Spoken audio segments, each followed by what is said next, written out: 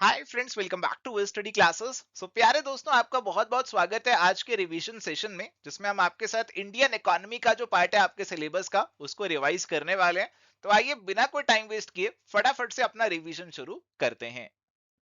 प्यारे दोस्तों, अगर बात करें इंडियन इकोनॉमी के की फीचर्स के बारे में, तो इंडियन इकोनॉमी एक मिक्स्ड इकोनॉमी है, जिसमें आपका पब्लिक और प्राइवेट सेक्टर दोनों देखने को मिलते हैं। आधे से ज्यादा पॉपुलेशन अभी एग्रीकल्चर का ही काम कर रही है। हालांकि जो आपका सर्विस सेक्टर है, उसका जीडीपी में कंट्रीब्यूशन 50% से ज्यादा हो चुका है।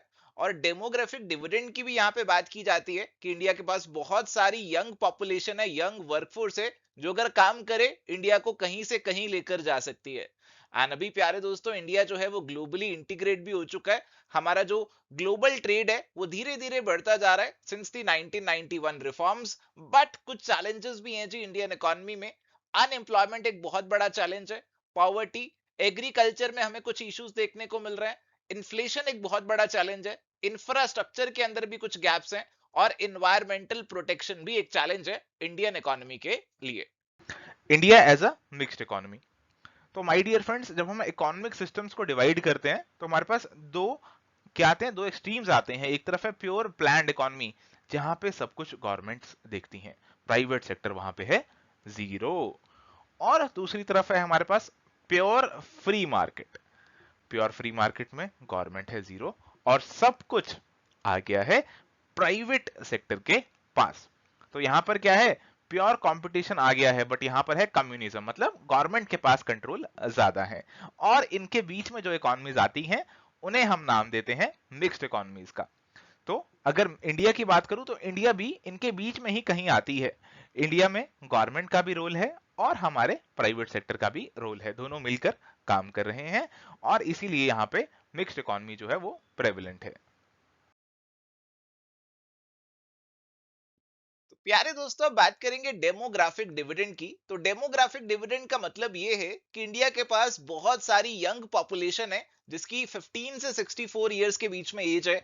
और ये पॉपुलेशन अगर मेहनत करे, काम करे, तो इंडिया को बहुत आगे लेकर जा सकती है। बट यहाँ पे कुछ चैलेंजेस भी हैं। यंग पॉपुलेशन को अगर आपको प्रॉपरली हार्नेस करना है, तो जनाब आपको कुछ चैलेंजेस को भी दूर करना पड़ेगा। जैसे स्किल्स नहीं है हमारे लोगों के पास, स्किल्स होंगे तभी तो वो काम कर पाएंगे देश के लिए। अनएम्प्लॉयमेंट, बेरोजगारी बहुत ज्यादा है। फीमेल वर्कफोर्स पार्टिसिपेशन अभी भी कम है। और एम्प्लॉयमेंट की भी बात करें तो फॉर्मल सेक्टर में एम्प्लॉयमेंट कम है। अनऑर्गेनाइज्ड और इनफॉर्मल सेक्टर में एम्प्लॉयमेंट ज्यादा है। हेल्थ और न्यूट्रिशन इश्यूज भी हैं। और रीजनल डिस्पैरिटीज भी हैं कि कुछ एरियाज के अंदर आपका लिटरेसी रेट बहुत हाई है और कुछ एरियाज के अंदर बहुत ही कम है। तो ये चैलेंजेस को दूर करने के लिए हमें कुछ मेजर लेने पड़ेंगे। एजुकेशन और स्किल डेवलपमेंट पे फोकस करना होगा, क्वालिटी जॉब्स देनी होंगी, वुमेन का वर्कफोर्स पार्टिसिपेशन बढ़ाना पड़ेगा, हेल्थ केयर और बेहतर न्यूट्रिशन देना पड़ेगा, एंटरप्रेन्योरशिप प्रमोट करना पड़ेगा यूथ के अंदर। और जो रीजनल इम्बैलेंसेस हैं उनको भी कम करना पड़ेगा। तो प्यारे दोस्तों, अब बात करेंगे अर्बनाइजेशन की। अर्बनाइजेशन एक ऐसा प्रोसेस है जिसके अंदर आपकी जो पॉपुलेशन है वो गांव से शहरों में शिफ्ट हो जाती है। इसे रूरल टू अर्बन माइग्रेशन भी आप बोल सकते हैं। सेंसस 2011 के अकॉर्डिंग हमारी 31% पॉपुलेशन जो है वो अर्बन एरियाज में रहती थी। और ये पॉपुलेशन हमारी अभी और ज्यादा बढ़ने वाली है, ज्यादा लोग अभी अर्बन एरियाज में आ जाएंगे।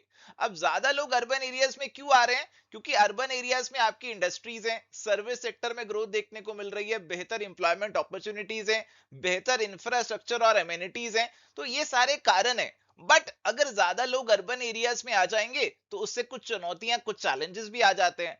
इतने घर नहीं है, हाउसिंग शॉर्टेज है कि सभी लोगों को प्रॉपर अकोमोडेशन मिल सके। ट्रैफिक का भी कंजेशन का प्रॉब्लम देखने को मिलता है। पॉल्यूशन एक प्रॉब्लम है। अर्बन इंफ्रास्ट्रक्चर के ऊपर प्रेशर बहुत ज्यादा बढ़ जाता है। तो ये सारे चैलेंजेस को हमें दूर करना पड़ेगा अगर हम अर्बनाइजेशन जो है उसको सही तरीके से ऑर्गेनाइज्ड वे में आगे लेकर जाना चाहते हैं। चलिए बात है नेशनल इनकम की तरफ। तो नेशनल इनकम बेसिकली हमारे पास टोटल अमाउंट ऑफ इनकम है जो कि किसी कंट्री को एक्रू कर रही है from economic activity in a given year. तो यहाँ पे हमारे पास सबसे इंपॉर्टेंट कंसेप्ट जो आता है वो आता है जीडीपी का। तो जीडीपी का मीनिंग आपको क्लियर होना चाहिए। GDP is gross domestic product. तो ये आपकी final value of the goods and services है जो कि प्रोड्यूस हो रही है with in the domestic boundaries, with in the geographic boundaries of a country. तो इंडिया के अंदर जो भी आपकी गुड्स एंड सर्विसेज बन रही हैं एक साल के अंदर, हम उसे इंडिया का जीडीपी बोलने वाले हैं। अब यहाँ पे आपके पास डिफरेंट डिफरेंट कंसेप्ट आ जाते हैं। एक नेट डोमेस्टिक प्रोडक्ट का कंसेप्ट होगा, एक ग्रॉस नेशनल प्रोडक्ट का कंसेप्ट होगा, एक नेट नेशनल प्रोडक्ट का कंसेप्ट होगा। तो जीडीपी से हम एनएनपी की तरफ कैसे पहुंच सकते हैं? तो देखो जी, जीडीपी से अगर आपको एनडीपी की तरफ जाना है तो ग्रॉस से नेट तक जाने के लिए आपको डेप्रीसिएशन घटानी पड़ती है। और अगर आपको डी से एन पे जाना है, डोमेस्टिक से नेशनल पे जाना है, जीडीपी से जीएनपी पे जाना है, तो आपको अपनी net factor income from abroad इसके अंदर ऐड करनी पड़ेगी, क्योंकि जीडीपी तो डोमेस्टिक वाला है। आपको बाहर वाली इनकम ऐड करेंगे तभी आप अपनी जो ग्रॉस नेशनल प्रोडक्ट है वो निकाल पाएंगे। और ये जो जीडीपी है it is eight factor cost. अगर आपको इसे मार्केट प्राइस पे निकालना है तो मार्केट प्राइस पे पहुंचने के लिए हमें इसमें टैक्स ऐड करने पड़ेंगे और सब्सिडी हमें इसमें घटानी पड़ेगी। तो factor cost plus indirect tax minus subsidies is equal to the market price. और यहां पे एक बहुत इंटरेस्टिंग कंसेप्ट है circular flow of the national income between the four factors of the production. तो आपके चार फैक्टर्स हैं प्रोडक्शन के, लैंड, लेबर, कैपिटल और एंटरप्रेन्योर। तो लैंड के ऊपर आपको रेंट मिलना है, लेबर को वेजेस मिलनी है, कैपिटल पे इंटरेस्ट मिलेगा और एंटरप्रेन्योर जो है उसे प्रॉफिट का शेयर मिलेगा। अब बताया गया कि आपकी प्रोडक्शन कौन करेगा, आपके बिजनेस हाउसेस को कौन जो है अपनी सर्विसेज देगा, सेवाएं देगा, ये चार फैक्टर्स ही देंगे। आपका हाउस होल्ड सेक्टर जो है वो जाएगा बिजनेस सेक्टर के पास और जाकर अल्टीमेटली क्या करेगा, उनके लिए काम करेगा। बिजनेस सेक्टर अल्टीमेटली सामान प्रोड्यूस करेगा और सामान प्रोड्यूस करेगा और वो अल्टीमेटली सामान जो है किसको बेचा जाएगा, वो हाउस होल्ड सेक्टर को ही बेचा जाएगा। तो this is the circular flow of national income. पहले बिजनेस सेक्टर ने हाउस होल्ड सेक्टर को पैसे दिए काम करने के, फिर हाउस होल्ड सेक्टर ने सामान खरीदा आपके बिजनेस सेक्टर से तो उसको पैसे उसने वापस दे दिए। तो this is what, this is the circular flow of national income. एक बहुत इंपॉर्टेंट कंसेप्ट जो कि आपको पता होना चाहिए। इसके बाद हम आते हैं जी जीडीपी डिफ्लेटर की तरफ। तो जीडीपी डिफ्लेटर हमें डिनोट करता है relation between nominal GDP and real GDP. तो कई बार आप देखेंगे कि आपका जीडीपी तो बढ़ गया बट आपकी प्रोडक्शन असल में नहीं बढ़ी। आपने 1 लाख किलो पिछले साल भी बनाया, 1 लाख किलो इस साल भी बनाया, बट पिछले साल दाम कम थे, इस साल दाम ज्यादा हो गए, तो आपको जीडीपी बढ़ता हुआ दिख रहा है। तो आपको एक्चुअल में जीडीपी की ग्रोथ मापनी है तो इस जीडीपी को आपको डिफ्लेट करना पड़ेगा जीडीपी डिफ्लेटर के थ्रू। आपको रियल जीडीपी पे यहां पे पहुंचना पड़ेगा और उसके लिए ये फॉर्मूला आप यहां पे अप्लाई कर सकते हैं। अगर मेथड्स की बात करें, methods of computing national income, तो एक तो आपके पास है इनकम मेथड। तो जो इनकम मिल रही है हमारे four factors of the production, land, labour, capital, entrepreneur को, वेजेस, रेंट, इंटरेस्ट और प्रॉफिट जो है आप उन्हें जोड़ दीजिए। दूसरा है एक्सपेंडिचर और कंजम्पशन मेथड। इसके अंदर आपका जो एक्सपेंडिचर हो रहा है, consumption expenditure, investment expenditure, government expenditure और नेट एक्सपोर्ट्स, इसको जोड़ दीजिए। और इसके अलावा ये हमारे पास प्रोडक्ट या फिर आउटपुट मेथड, जिसके अंदर आप अपना जो फाइनल आउटपुट है, फाइनल प्रोडक्ट है, उसकी वैल्यू जो है उसको ऐड करते जाइए और आपको फाइनल नेशनल इनकम निकल कर आ जाएगी। तो यहां पे एक और कंसेप्ट जो कि है पर कैपिटा इनकम का। पर कैपिटा इनकम यानी कि इनकम पर पर्सन इन द कंट्री। तो आपकी पूरी इनकम को पूरी पॉपुलेशन से डिवाइड कर दो तो पर कैपिटा इनकम निकल कर आ जाएगी। और इंडिया के अंदर जीडीपी से जुड़ी कैलकुलेशंस जो है वो करता है सीएसओ, सेंट्रल स्टैटिस्टिक्स ऑफिस, जो कि आता है ministry of statistics and programme implementation के अंदर। और 2015 के अंदर कुछ चेंजेस किए गए जीडीपी के अंदर और एक नई सीरीज जीडीपी की इंट्रोड्यूस की गई है। यहाँ पे हमारे सामने कुछ नेशनल इनकम के एग्रीगेट्स हैं। सबसे पहले जीडीपी है। GDP is your gross domestic product, जिसका मतलब है कि आपके देश के अंदर एक साल में कितने गुड्स एंड सर्विसेज जो हैं वो प्रोड्यूस किए गए थे। इसके अलावा यहाँ पे जीएनपी है। देखो, डोमेस्टिक से अगर आपको नेशनल पे पहुंचना है तो यहाँ पे आपको नेट फैक्टर इनकम जो आपको अब्रॉड से मिल रही है उसको ऐड करना पड़ेगा। तो बेसिकली जितना भी हमारे रेजिडेंट्स ने कमाया उसको हम यहाँ पे इंक्लूड कर रहे हैं। तो हमारे रेजिडेंट्स ने अगर कुछ बाहर के देशों से भी कमाया है तो उसको भी यहाँ पे इंक्लूड कर लिया जाता है। इसके बाद है नेट डोमेस्टिक प्रोडक्ट। तो नेट डोमेस्टिक प्रोडक्ट का मतलब है कि अभी आप ग्रॉस से नेट पे आ रहे हैं। ग्रॉस से नेट पे आने के लिए आपको जो कैपिटल एसेट्स का डिप्रीसिएशन है वो माइनस करना पड़ेगा। इसके बाद है नेट नेशनल प्रोडक्ट। तो नेट नेशनल प्रोडक्ट की अगर आप बात करें तो आप जीएनपी में से अपना डिप्रीसिएशन घटा देंगे तो आपका एनएनपी नेट नेशनल प्रोडक्ट निकल कर आ जाएगा। इसके बाद है per capita income. Per capita income simply denotes की हमारी जो टोटल नेशनल इनकम है उसको हम डिवाइड कर देते हैं टोटल पॉपुलेशन से, तो पता लगता है कि पर पर्सन हमारे देश में कितनी एवरेज इनकम अर्न हो रही है। तो friends, GDP, gross domestic product, जब हम इसे एनालाइज करते हैं तो हम ब्रॉडली तीन चीजें जो है उन्हें एनालाइज करते हैं। तीन भागों में हम जीडीपी को बांटते हैं, प्राइमरी सेक्टर, सेकेंडरी सेक्टर और टर्शरी सेक्टर। तो अगर हम देखते हैं कि एक देश में कितनी प्रोडक्शन हुई, तो हम उसे 3 पार्ट्स में डिवाइड कर कर देखते हैं कि एग्रीकल्चर की कितनी प्रोडक्शन हुई यानी कि प्राइमरी सेक्टर की, इंडस्ट्री से कितनी प्रोडक्शन हुई यानी कि सेकेंडरी सेक्टर की, और हमारे सर्विसेज की कितनी प्रोडक्शन हुई यानी कि टर्शरी सेक्टर की। तो हम 3 चीजों में डिवाइड कर कर देखते हैं। सर इंडिया में किसमें ज्यादा प्रोडक्शन है? इंडिया में सबसे ज्यादा प्रोडक्शन है हमारी टर्शरी यानी कि सर्विसेज सेक्टर की। सबसे कम किसकी है? सबसे कम है एग्रीकल्चरल की, 17% है केवल, और इंडस्ट्रियल सेक्टर इन दोनों के बीच में अराउंड 29% ऑफ द कंट्रीब्यूशन दे रहा है। पर अगर मैं पॉपुलेशन एंगेज्ड की बात करूं तो सबसे ज्यादा पॉपुलेशन हमारी प्राइमरी सेक्टर में ही एंगेज्ड है। तो कंट्रीब्यूशन इसका हालांकि जीडीपी का बहुत कम है, पर देखिए कितने सारे लोग इंडिया के एग्रीकल्चर में ही लगे हुए हैं, एग्रीकल्चर कर रहे हैं। और यही कारण है कि हमारे यहाँ पे एग्रीकल्चर सेक्टर में क्या है? डिसगाइज्ड अनएम्प्लॉयमेंट, मतलब कि हमें जरूरत से ज्यादा लोग वहां पर लगा रखे हैं। ऐसा लगता है कि सब काम कर रहे हैं, बट ये केवल एक डिस्गाइज है, ये केवल एक बहरूपियापन है। वास्तव में वो अगर इतने लोग ना भी काम करें, कम लोग काम करें, तब भी उतना ही काम होगा। That is what is disguised unemployment, और इसके बारे में आगे भी आपसे चर्चा करते रहेंगे।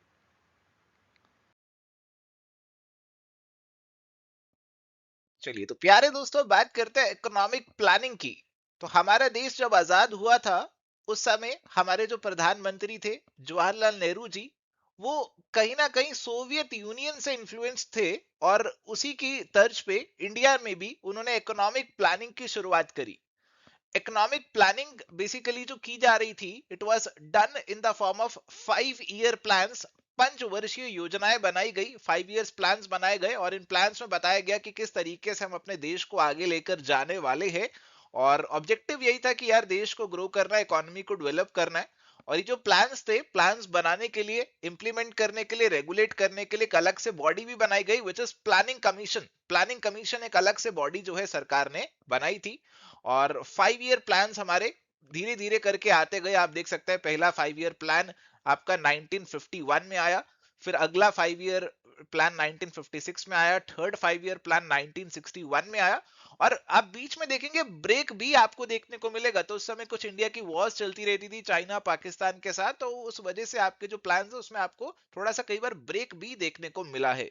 तो इस तरीके से एक एक करके हमारे प्लान्स आते गए। हमारे प्लान्स में कुछ ग्रोथ के टारगेट रखे जाते थे, और उसे एक्चुअल ग्रोथ के टारगेट से कंपेयर भी किया जाता था। तो कई सारे सालों में आप देखेंगे हम अपने टारगेट्स को अचीव कर पाए, और कुछ सालों में अचीव नहीं भी कर पाए। जो हमारा आखिरी 5 ईयर प्लान था, that was 12th 5 year plan. ये आपका 2012 से 17 तक ये वाला प्लान चला था, और 2017 के अंदर फिर हमने फाइनली जो प्लान्स थे उनको बंद कर दिया, और एक नई बॉडी हमारी बन चुकी थी। प्लानिंग कमीशन खत्म हो चुका था। प्लानिंग कमीशन को रिप्लेस कर दिया था एक नए थिंक टैंक ने, जिसका नाम था नीति आयोग। तो अभी प्लान्स खत्म हो चुके हैं, बट हाँ कहीं ना कहीं हम फिर भी प्लान्स वगैरह कुछ हद तक बनाते हैं, और नीति आयोग का भी काफी इंपॉर्टेंट रोल रहता है हमारे इंडिया की इकोनॉमिक प्लानिंग के अंदर। चलिए तो प्यारे दोस्तों, अब बात करते हैं नीति आयोग की। तो नीति आयोग का जो जन्म है वो 1 जनवरी 2015 को हुआ था। न्यू दिल्ली में सिचुएटेड है, और इसने रिप्लेस किया हमारे प्लानिंग कमीशन को। देखो प्लानिंग कमीशन जो है नीति आयोग से पहले हुआ करता था, अब प्लानिंग कमीशन खत्म हो चुका है, अब नीति आयोग जो है वो आ चुका है। और इसका जो ऑब्जेक्टिव है, that is to promote maximum governance and minimum government.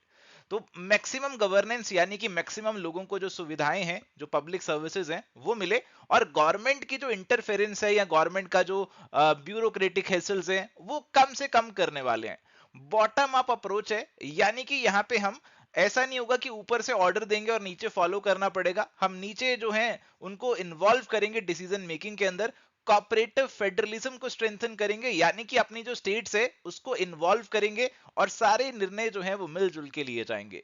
एक पॉलिसी थिंक टैंक की तरह इसे बनाया गया है, और ये आपकी एडवाइस देगा किसको? सेंट्रल गवर्नमेंट को भी और स्टेट गवर्नमेंट्स को भी। तो सेंट्रल और स्टेट गवर्नमेंट्स को जोड़ने का काम करेगा, हमारे फेडरल स्ट्रक्चर को और मजबूत बनाएगा नीति आयोग। नीति आयोग देखो एडवाइजरी नेचर का है, जो भी ये एडवाइस देगा वो मैंडेटरी नहीं होगी, एडवाइजरी नेचर का है, और कोई फंड्स वगैरह की एलोकेशन ये नहीं करेगा। स्टेट्स को बराबर पार्टनर्स की तरह यहाँ पे इन्वॉल्व किया जाएगा। इसके जो चेयरपर्सन है वो हमारे प्राइम मिनिस्टर खुद होंगे, और बहुत सारी इनिशिएटिव्स नीति आयोग ला चुका है, जिसमें इंपॉर्टेंट है Atal innovation mission, women entrepreneurship platform, aspirational districts programme, voluntary national review of sustainable development goals. इसके साथ साथ बहुत से इंडाइसेस भी ये ला चुका है, जैसे इंडिया इनोवेशन इंडेक्स है, SDG sustainable development goals India index है, गुड गवर्नेंस इंडेक्स है। तो बहुत सारे इंडाइसेस भी ये लेकर आ चुका है। तो ये कुछ इंपॉर्टेंट बातें नीति आयोग के बारे में जो आपको पता होनी चाहिए। चलिए तो प्यारे दोस्तों, अब बात करते हैं इंडस्ट्रियल पॉलिसी की। तो आजादी के बाद 1948 में पहला इंडस्ट्री पॉलिसी रेजोल्यूशन लेकर आया गया और यहाँ पे मिक्स्ड इकोनॉमिक मॉडल की बात की गई। मिक्स्ड इकोनॉमी हम फॉलो कर रहे थे। मिक्स्ड इकोनॉमी का मतलब है कि यहाँ पे पब्लिक और प्राइवेट सेक्टर दोनों मिलकर काम करेंगे।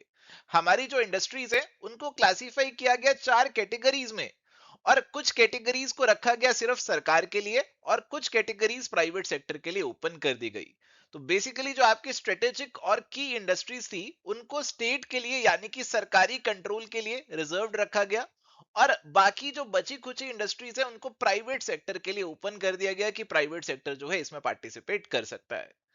इसके बाद आया इंडस्ट्रियल पॉलिसी स्टेटमेंट 1956 का। इसे इकोनॉमिक कॉन्स्टिट्यूशन ऑफ इंडिया भी बोला जाता है। इसने पब्लिक सेक्टर के रोल को और ज्यादा एक्सपैंड कर दिया और प्राइवेट जो मोनोपोलीज बढ़ रही थी उनको कम करने की कोशिश करी। यहाँ पे भी आपकी इंडस्ट्रीज को बांटा गया। यहाँ पे आपके 3 शेड्यूल्स में इंडस्ट्रीज को बांटा गया, ए, बी और सी।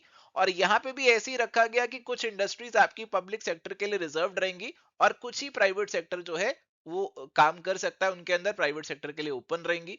और ये वाली पॉलिसी काफी इंपॉर्टेंट रही टिल 1991 की पॉलिसी। इसके बाद 1977 में ना जनता गवर्नमेंट आ गई थी, सरकार चेंज हुई और उसने एक इंडस्ट्रियल पॉलिसी स्टेटमेंट लेकर आई और उसमें मेनली उसका फोकस था जी कोटेज और स्मॉल स्केल इंडस्ट्रीज के ऊपर कि कैसे हम जो छोटी इंडस्ट्रीज हैं उनको हम यहाँ पे बढ़ा सकते हैं। इकोनॉमिक पावर जो कंसेंट्रेट हो रही थी कुछ लोगों के हाथों में उसको कैसे कम किया जाए, वर्कर पार्टिसिपेशन इन मैनेजमेंट को कैसे इंप्रूव किया जाए। तो ये सब चीजों का फोकस यहाँ पे रहा था, बट ये पॉलिसी ज्यादा नहीं चली, ज्यादा पॉपुलर नहीं हुई। इसके बाद आई थी इंडस्ट्रियल पॉलिसी ऑफ 1980। 1980 में फिर दोबारा से सरकार चेंज, नई पॉलिसी आई और यहाँ पे फोकस था कंपटीशन को प्रमोट करने में, मॉडर्नाइजेशन पे, कुछ कुछ लिबरलाइजेशन पे, टेक्नोलॉजी को अपग्रेड करने में, इंडस्ट्रियल प्रोडक्टिविटी को बढ़ाने में, एक्सपोर्ट्स को बढ़ाने में, फॉरेन इन्वेस्टमेंट को एनकरेज करने में। तो ये सब फोकस यहाँ पे रखा गया। बट जो मेन परिवर्तन आया, जो मेन चेंज आया वो आया जी 1991 में, जब आई थी नई industrial policy, new economic policy. इसे एलपीजी रिफॉर्म्स भी बोला जाता है। यहाँ पे लिबरलाइजेशन, प्राइवेटाइजेशन, ग्लोबलाइजेशन की बात की गई। लाइसेंसिंग की रिक्वायरमेंट को खत्म किया गया। पब्लिक सेक्टर एंटरप्राइजेस जो सरकारी थी उसमें सरकार ने अपना स्टेक बेचना शुरू किया, डिस इन्वेस्टमेंट किया, फॉरेन इन्वेस्टमेंट को लिबरलाइज किया। पब्लिक सेक्टर की जो मोनोपोली थी, दादागिरी थी, वो कम हो गई, एफडीआई बढ़ गई, एमआरटीपी एक्ट खत्म हो गया और आ गया कंपटीशन एक्ट। तो बहुत सारे रिफॉर्म्स यहाँ पे इस पॉलिसी के बाद लाए गए थे। अगर बात करें 1991 वाली पॉलिसी की तो उसके अंदर फोकस था एलपीजी यानी कि लिबरलाइजेशन, प्राइवेटाइजेशन और ग्लोबलाइजेशन पे। लिबरलाइजेशन का मतलब होता है कि जो बिजनेस पे टाइट कंट्रोल्स और रिस्ट्रिक्शंस हम लगा रखे हैं उसे हम यहाँ पे कम कर देंगे। इंडस्ट्रियल लाइसेंसिंग जो है उसे अबॉलिश कर दिया जाएगा, एक्सेप्ट केवल कुछ क्रिटिकल प्रोडक्ट्स का ही लाइसेंस लेना पड़ेगा। बाकी प्रोडक्ट्स के लिए आपको कोई लाइसेंस नहीं लेना, आप एक्सपैंड कर सकते हैं, आप नया प्रोडक्ट बना सकते हैं, आपको कोई दिक्कत नहीं होगी, आसानी से बिजनेस कर सकते हैं। रूल्स और रेगुलेशंस यहाँ पे रिलैक्स कर दिए जाएंगे। पी होता है आपका प्राइवेटाइजेशन। प्राइवेटाइजेशन का मतलब है कि सरकार का जो रूल है वो ऐसी कंपनी से हटा दें जिसमें सरकार का होने का कोई फायदा नहीं है। जैसे एक कंपनी है वो वॉचेस बना रही है, उसमें सरकार के होने का कोई फायदा नहीं है। वो कंपनी सरकार प्राइवेट प्लेयर को बेच दे और सरकार केवल अपनी कोर कंपनीज पे फोकस करे जिसमें सरकार को इंपॉर्टेंट रोल प्ले करना है। जैसे हमारा ऑयल है, ऐसी इंडस्ट्रीज में सरकार रहे, डिफेंस है, इन सब में सरकार को रहना चाहिए। तो प्राइवेटाइजेशन का मतलब होता है कि सरकार जो है अपना कंट्रोल किसी प्राइवेट प्लेयर को दे दे। तो प्राइवेटाइजेशन जब हमारी किसी पब्लिक एंटरप्राइज की होती है जिसके अंदर हमारा जो सरकार है, गवर्नमेंट है, वो अपना इक्विटी स्टेक सेल कर देता है किसी प्राइवेट प्लेयर को, उसे डिस इन्वेस्टमेंट बोला जाता है। इन्वेस्टमेंट का उल्टा है डिस इन्वेस्टमेंट। इसके बाद हमारे पास है ग्लोबलाइजेशन, जी से ग्लोबलाइजेशन। तो ग्लोबलाइजेशन के बारे में आप सभी समझते हैं, integration of the economy of the country with the world economy. सभी इकोनॉमीज वर्ल्ड में एक साथ इंटीग्रेटेड हो चुकी हैं। Now let's talk about some recent industrial initiatives. तो यहाँ पे सबसे पहले हमारे पास है make in India. Make in India की शुरुआत कहीं ना कहीं 2014 में हुई थी और मकसद हमारा ये था कि इंडिया को ग्लोबल मैन्युफैक्चरिंग हब बनाया जाए, ज्यादा से ज्यादा काम मैन्युफैक्चरिंग इंडिया में हो, एफडीआई को प्रमोट करना, एक्सपोर्ट्स को प्रमोट करना है और यहाँ पे मैन्युफैक्चरिंग सेक्टर में जॉब्स को भी बढ़ाना है। स्टार्टअप इंडिया, इसकी शुरुआत 2016 में हुई। तो इंडिया में स्टार्टअप्स को, इनोवेशन को, एंटरप्रेन्योरशिप को प्रमोट करने के लिए इनिशिएटिव लिया गया था। स्टार्टअप्स को कुछ टैक्स बेनिफिट्स भी यहाँ पे दिए गए थे। आत्मनिर्भर भारत, आत्मनिर्भर का मतलब है सेल्फ रिलायंट इंडिया हम यहाँ पे बनाना चाहते हैं और इसके अंदर फोकस था आपके एमएसएमईज के ऊपर, जो आपके micro small and medium enterprises हैं उनको स्ट्रेंथन करना है। लोकल लेवल पे प्रोडक्शन को और ज्यादा हमें बढ़ाना है ताकि हमारी बाहर के जो देश है उन पे डिपेंडेंसी खत्म हो जाए। इसके बाद PLI scheme which is production linked incentive scheme. तो जनाब ये डोमेस्टिक मैन्युफैक्चरिंग को इंसेंटिवाइज करती है कि आप अपने देश में सामान को मैन्युफैक्चर करो और अपने देश में अगर आप मैन्युफैक्चर करोगे तो आपको कुछ इंसेंटिव्स यहाँ पे दिए जाएंगे। Now let's talk about MSMEs in India. तो माइक्रो स्मॉल मीडियम एंटरप्राइजेस से जुड़ा हुआ हमारा जो कानून है, इट इज एमएसएमई एक्ट 2006।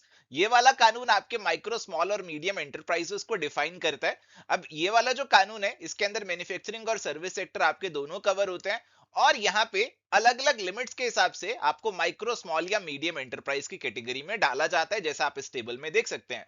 तो डिपेंडिंग ऑन आपका इन्वेस्टमेंट और टर्नओवर कितना है उसके बेसिस पे आपको अलग अलग कैटेगरीज में यहाँ पे डाला जाता है। सबसे नीचे माइक्रो है, उसके ऊपर स्मॉल है और सबसे ऊपर आपका मीडियम एंटरप्राइज आता है। एमएसएमई हमारे देश के लिए बहुत इंपॉर्टेंट रोल प्ले कर रहे हैं। मैन्युफैक्चरिंग आउटपुट में काफी कंट्रीब्यूशन है, एक्सपोर्ट्स में काफी कंट्रीब्यूशन है और बहुत सारे लोगों को रोजगार भी ये देते हैं। आगे आपसे बात करते हैं फिस्कल पॉलिसी और मॉनेटरी पॉलिसी की। तो फिस्कल पॉलिसी और मॉनेटरी पॉलिसी हमारे पास दो बहुत इंपॉर्टेंट इकोनॉमिक पॉलिसीज हैं जिनके थ्रू हम अपनी इकोनॉमी की जो डायरेक्शन है, इकोनॉमी का जो हमारा जो फ्लो है उसे जो है चेंज करते हैं या फिर उसे डिसाइड हम करते हैं। जो हमारी फिस्कल पॉलिसी है वो हमारी जुड़ी है गवर्नमेंट से। जो फिस्कल पॉलिसी है वो जुड़ी है हमारी गवर्नमेंट से, सरकार से, कि गवर्नमेंट जो भी अपनी पॉलिसीज बनाएगी कि बजट कैसा हो, गवर्नमेंट टैक्सेस कितने लगाएगी, गवर्नमेंट कहां कहां पैसा खर्चेगी, गवर्नमेंट सब्सिडीज कितनी देगी, ये सब बातें आती हैं फिस्कल पॉलिसी के अंदर। और इसके ऑपोजिट है हमारी मॉनेटरी पॉलिसी जो कि हमारी जुड़ी है सेंट्रल बैंक से यानी कि आरबीआई से। तो इसके अंदर आरबीआई डिसाइड करता है कि हमारे देश में मनी, पैसा कितना होना चाहिए। देखो, अगर इकोनॉमी में पैसा ज्यादा हो जाएगा तो पैसा ज्यादा होने से इन्फ्लेशन बढ़ जाएगा। अगर सबकी जेब में ढेर सारे पैसे आ जाएंगे तो चीजों की डिमांड बढ़ेगी और उससे उनके दाम बढ़ेंगे जिससे कि इन्फ्लेशन आ जाएगा। तो जरूरी है कि प्राइस जो है स्टेबल रहे, इन्फ्लेशन भी ना आए और डिफ्लेशन भी ना आए, इकोनॉमी जो है एक स्मूथ रफ्तार से आगे बढ़ती रहे। तो ये जो दो पॉलिसीज हैं ये इंश्योर करती हैं कि हमारी इकोनॉमी जो है एक स्मूथ राइट से आगे बढ़ती रहे।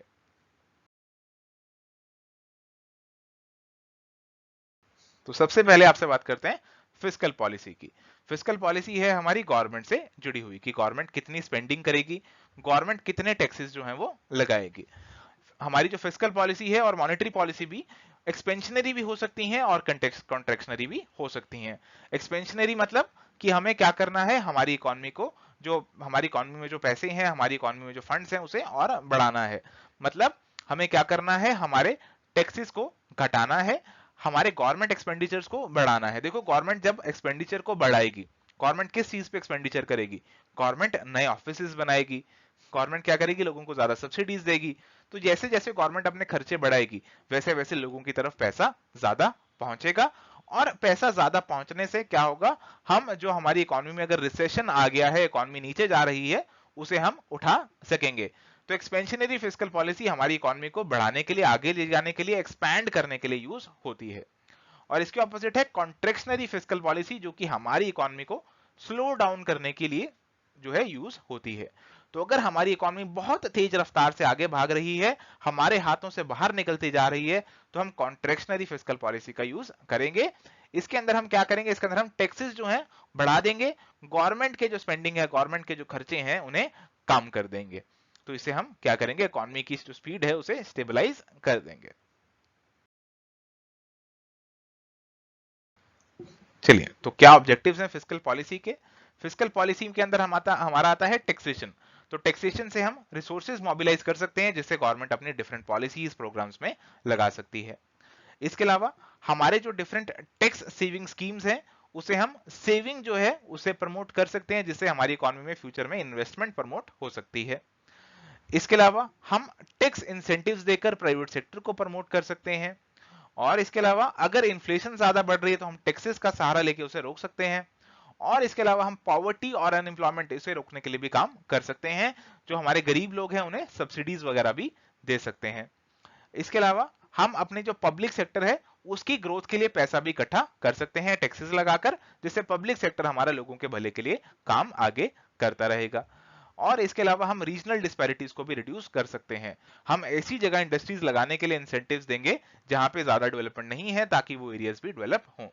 इसके अलावा क्या आएगा, to reduce the degree of inequality, तो हम जो रिच लोग हैं उन पे ज्यादा टैक्सेस लगाएंगे और जो गरीब लोग हैं उन पे कम टैक्सेस लगाएंगे जिससे उनके बीच की जो इनइक्वालिटी है वो कम हो सके। और क्या टेक्निक्स हो सकती हैं इस फिस्कल पॉलिसी की, तो फिस्कल पॉलिसी के अंदर हमारे टैक्सेस आ जाएंगे, डायरेक्ट टैक्सेस भी आएंगे और इनडायरेक्ट टैक्सेस भी आएंगे। डायरेक्ट टैक्सेस क्या, जो कि टैक्स का बर्डन आप पे पड़ा और आपने ही उसे पे किया, जैसे कि इनकम टैक्स। इनडायरेक्ट टैक्स मतलब कि बर्डन जो है आप पर पड़ा बट आपने उसे फर्दर ट्रांसफर कर दिया, जैसे कि जीएसटी यानी कि गुड्स एंड सर्विसेज टैक्स, जिसकी चर्चा हमें बहुत डिटेल में आगे आपके साथ करनी है। इसके अलावा है पब्लिक एक्सपेंडिचर पॉलिसी यानी कि सरकार के खर्चों की पॉलिसी। इसके अलावा आती है पॉलिसी ऑफ डेफिसिट फाइनेंसिंग। देखिए अगर गवर्नमेंट का डेफिसिट हो गया, गवर्नमेंट के जो खर्चे हैं वो ज्यादा है और गवर्नमेंट का रेवेन्यू कम है, तो इसे बोलते हैं डेफिसिट। तो अगर डेफिसिट को पूरा करने के लिए गवर्नमेंट जो है आरबीआई को कहता है कि आप फ्रेश करेंसी को प्रिंट कीजिए, तो ये आता है पॉलिसी ऑफ डेफिसिट फाइनेंसिंग के अंदर। हालांकि ऐसा करना जो है अब वर्जित कर दिया गया है as per the provisions of fiscal responsibility and budget management act, जिसे हम एफआरबीएम एक्ट के नाम से भी जानते हैं। इसके अलावा है पब्लिक डेट पॉलिसी कि आप अगर आपका जो है डेफिसिट में आप चले गए हैं, आपके खर्चे ज्यादा हैं, रेवेन्यू कम है, तो आप पब्लिक डेट, पब्लिक से लोन लीजिए, पब्लिक से पैसे उधार लीजिए ताकि आप इस डेफिसिट को पूरा कर सकें। इसके अलावा कुछ डिसएडवांटेजेस भी हैं फिस्कल पॉलिसी के, जैसे कि है इनस्टेबिलिटी। तो अगर जैसे डेफिसिट फाइनेंसिंग की अगर मैं आपसे बात करूं, तो अगर गवर्नमेंट आरबीआई को कहती है कि आप और नोट्स जो है प्रिंट कीजिए, उससे क्या होगा, सप्लाई बढ़ जाएगी करेंसी की हमारी इकोनॉमी में और उससे इन्फ्लेशन आगे बढ़ सकती है। तो ऐसे इन्फ्लेशन हमारी हो सकती है। इसके अलावा जो हमारा टैक्स स्ट्रक्चर है वो डिफेक्टिव हो गया है। डिफेक्टिव कैसे, कि हम जो है डायरेक्ट टैक्सेस को ज्यादा नहीं बढ़ा पा रहे और इनडायरेक्ट टैक्सेस पे ज्यादा रिलायंट हो गए हैं। अगर हम डायरेक्ट टैक्सेस को ज्यादा बढ़ाएं तो इसका मतलब है कि हम जो अमीर लोग हैं उनसे ज्यादा टैक्स लेंगे और जो गरीब लोग हैं जिनकी इनकम कम है उनसे कम टैक्स लेंगे। बट जो इनडायरेक्ट टैक्सेस हैं जैसे कि जीएसटी, जीएसटी आपको उतना ही देना है। अगर एक अमीर लोग जो है, अमीर कोई पर्सन माउस खरीदता है, पेन खरीदता है, तो भी उसे उतना ही जीएसटी देना है, और अगर कोई गरीब पर्सन इसे खरीदता है तो भी उसे उतना ही जीएसटी देना है। तो ऐसे टैक्सेस को लगाना डिफेक्टिव कैटेगरी में डाल दिया गया है। और ये बताया गया कि अगर आप गवर्नमेंट स्पेंडिंग, गवर्नमेंट एक्सपेंडिचर को ज्यादा बढ़ाएंगे तो आपका इन्फ्लेशन बढ़ेगा, और अगर आप पब्लिक सेक्टर को ज्यादा फोकस देने लग जाएंगे, पैसे जो आपको टैक्सेस से मिलेंगे वो आप सरकारी इंडस्ट्रीज में लगाएंगे, तो उससे क्या होगा, हमारी सरकारी जो इंडस्ट्रीज हैं वो क्या कर सकती हैं, नेगेटिव रिटर्न्स देना शुरू कर सकती हैं। वो इतनी एफिशिएंट नहीं है, उनके पास इतना काम नहीं है, बट अगर हम जबरदस्ती उसमें पैसे डालेंगे तो हमें उसका कोई लाभ होने वाला नहीं है। और डिफेक्टिव टैक्स स्ट्रक्चर से ही जुड़ा है ग्रोइंग इनइक्वालिटी, तो हमारी रिच और पुअर की जो गैप है वो बढ़ती जा रही है। तो डिसएडवांटेजेस हैं ये हमारी फिस्कल पॉलिसी के। तो बहुत सोच समझकर गवर्नमेंट को यूज करना होता है फिस्कल पॉलिसी का। प्यारे दोस्तों, अभी बात करेंगे यूनियन बजट की। यूनियन बजट बेसिकली हमारा एक एनुअल फाइनेंशियल स्टेटमेंट है सेंट्रल गवर्नमेंट का, और हमारे कॉन्स्टिट्यूशन के आर्टिकल 1112 के अकॉर्डिंग आप इसे प्रिपेयर करते हैं। और बजट के अंदर यहाँ पे दो मेन पार्ट्स रहते हैं, एक रेवेन्यू पार्ट रहता है, कैपिटल पार्ट रहता है। रेवेन्यू पार्ट के अंदर आपके रेवेन्यू रिसीट्स, रेवेन्यू एक्सपेंडिचर आते हैं, और कैपिटल पार्ट के अंदर आपके कैपिटल रिसीट्स और कैपिटल एक्सपेंडिचर आते हैं, जो कि बेसिकली आपके एसेट्स और लायबिलिटी से जुड़े रहते हैं। अगर हम रेवेन्यू पार्ट की बात करें तो आपके पास एक टैक्स रेवेन्यू है, दूसरा नॉन टैक्स रेवेन्यू है। और अगर एक्सपेंसेस की बात करें तो यहाँ पे आपके सैलरी, पेंशन, सब्सिडी और इंटरेस्ट के खर्चे आ जाते हैं। यहाँ पे कोई नए एसेट्स आप क्रिएट नहीं करते। बट कैपिटल बजट की अगर हम बात करें तो यहाँ पे अगर आप कुछ बोरोइंग कर रहे हैं, डिसइन्वेस्टमेंट कर रहे हैं, कोई लोन रिकवर कर रहे हैं, तो वो सारी चीजें आपकी यहाँ पे आ जाएंगी। अगर आप कुछ हॉस्पिटल स्कूल बना रहे हैं, कोई नया इन्वेस्टमेंट कर रहे हैं पब्लिक सेक्टर अंडरटेकिंग्स में, तो वो भी यहीं पे आएगा। तो कैपिटल बजट के अंदर आपके एसेट या तो कुछ क्रिएट होंगे या फिर लायबिलिटीज के ऊपर कुछ इंपैक्ट आएगा। अब बजट जो है वो अक्सर हमें डेफिसिट में देखने को मिलता है, और डेफिसिट हमारे अलग अलग टाइप्स के हो सकते हैं। डेफिसिट का बेसिक मतलब तो है कि आपके एक्सपेंडिचर ज्यादा हैं और रिसीट्स कम है। अगर रेवेन्यू डेफिसिट की बात करें तो रेवेन्यू एक्सपेंडिचर ज्यादा और रेवेन्यू रिसीट्स कम। यहाँ पे इसका एक ऑल्टरनेटिव वर्जन भी है which is effective revenue deficit. तो आप अपने रेवेन्यू डेफिसिट में से वो वाले ग्रांट्स को निकाल देते हैं जो कि कैपिटल एसेट्स को क्रिएट करने के लिए इस्तेमाल होंगे। तो यहाँ पे आपका इफेक्टिव रेवेन्यू डेफिसिट निकल आता है। इसके बाद है आपका फिस्कल डेफिसिट। फिस्कल डेफिसिट के अंदर आप अपना टोटल एक्सपेंडिचर लेते हैं, आपने रेवेन्यू रिसीट्स को लेते हैं और नॉन डेट कैपिटल रिसीट्स को लेकर चलते हैं। यानी कि एक्सपेंडिचर तो सारा आ रहा है, रिसीट्स भी सारे आ रहे हैं एक्सेप्ट योर लोन्स, तो लोन्स को छोड़ के आप अपने बाकी सारे रिसीट्स यहाँ पे लेकर चल रहे हैं। प्राइमरी डेफिसिट की अगर आप बात करें तो आप देखते हैं कि यार मेरा फिस्कल डेफिसिट तो इतना है, बट इसमें से इंटरेस्ट पेमेंट्स अगर मैं निकाल दूं तो मेरा कितना डेफिसिट बच रहा है। बिकॉज आप जो इंटरेस्ट के पेमेंट्स कर रहे हैं वो भी एक बहुत बड़ा कंपोनेंट होता है आपके बजट के डेफिसिट का। तो इंटरेस्ट के कंपोनेंट्स को हटा के, इंटरेस्ट के पेमेंट को हटा के आप अपना जब डेफिसिट मेजर करते हैं, we call it a primary deficit. चलिए फ्रेंड्स, तो अब बात करते हैं जीएसटी यानी कि गुड्स एंड सर्विसेज टैक्स की। तो आपको पता होना चाहिए कि जो जीएसटी है ना, वो एक इनडायरेक्ट टैक्स है जिसने पहले काफी सारे इनडायरेक्ट टैक्सेस जो हुआ करते थे अब उन्हें अपने अंदर समा लिया है।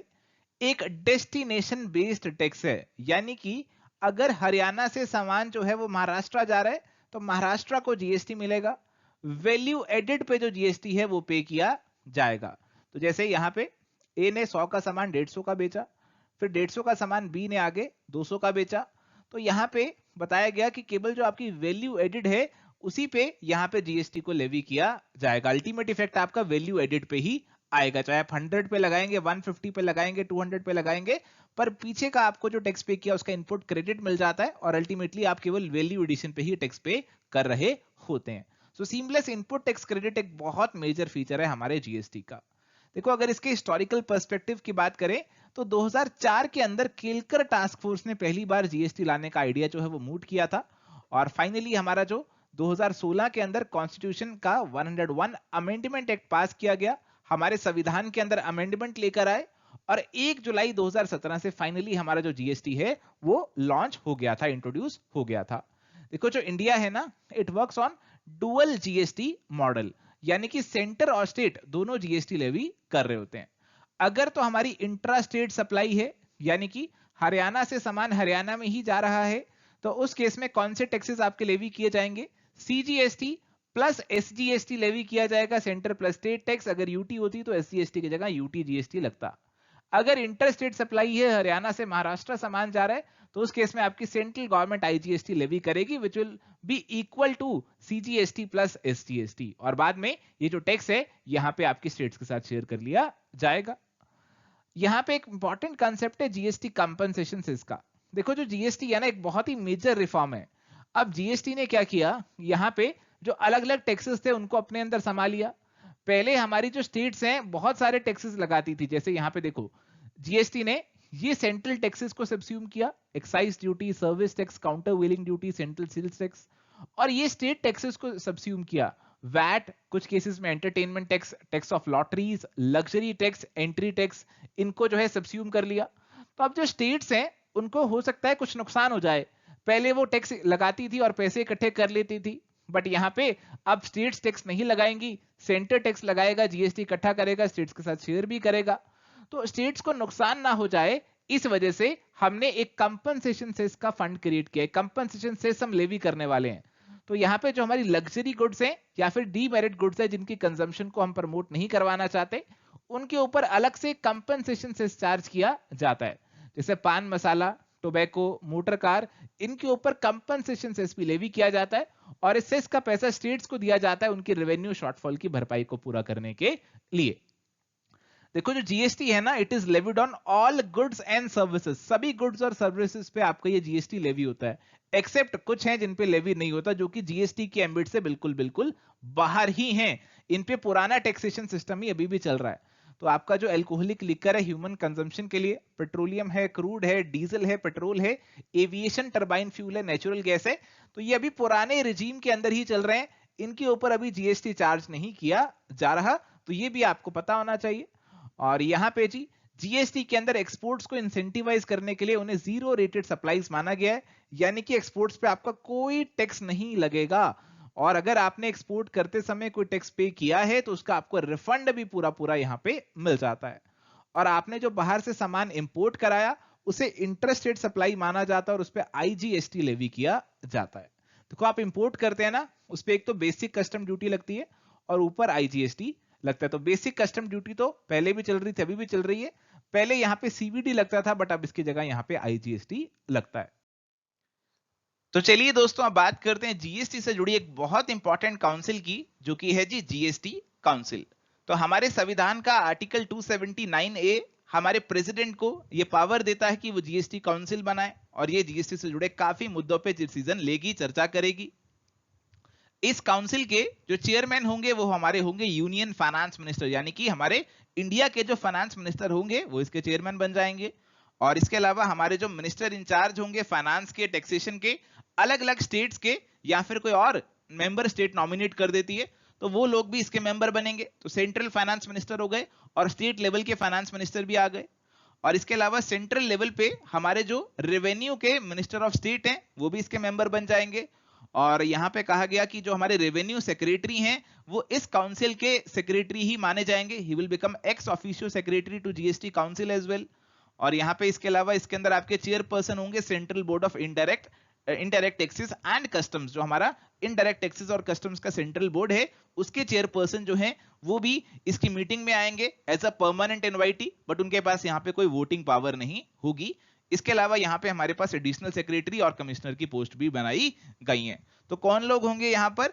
यूनियन फाइनेंस मिनिस्टर होंगे, स्टेट फाइनेंस मिनिस्टर या टैक्सेशन मिनिस्टर होंगे, और यूनियन लेवल पे जो हमारे minister of state of revenue हैं वो भी इसका पार्ट बनेंगे, और रेवेन्यू सेक्रेटरी हमारे सरकार के इसके भी रेवेन्यू सेक्रेटरी बन जाएंगे। अब बात करते हैं कि हमारी जीएसटी काउंसिल क्या करेगी। तो कहा गया कि जीएसटी काउंसिल देगी रिकमेंडेशंस। किसको रिकमेंडेशन देगी? वो यूनियन को और स्टेट को, यानी कि हमारी केंद्रीय सरकार और हमारी जो राज्य सरकार है उनको वो रिकमेंडेशंस देगी।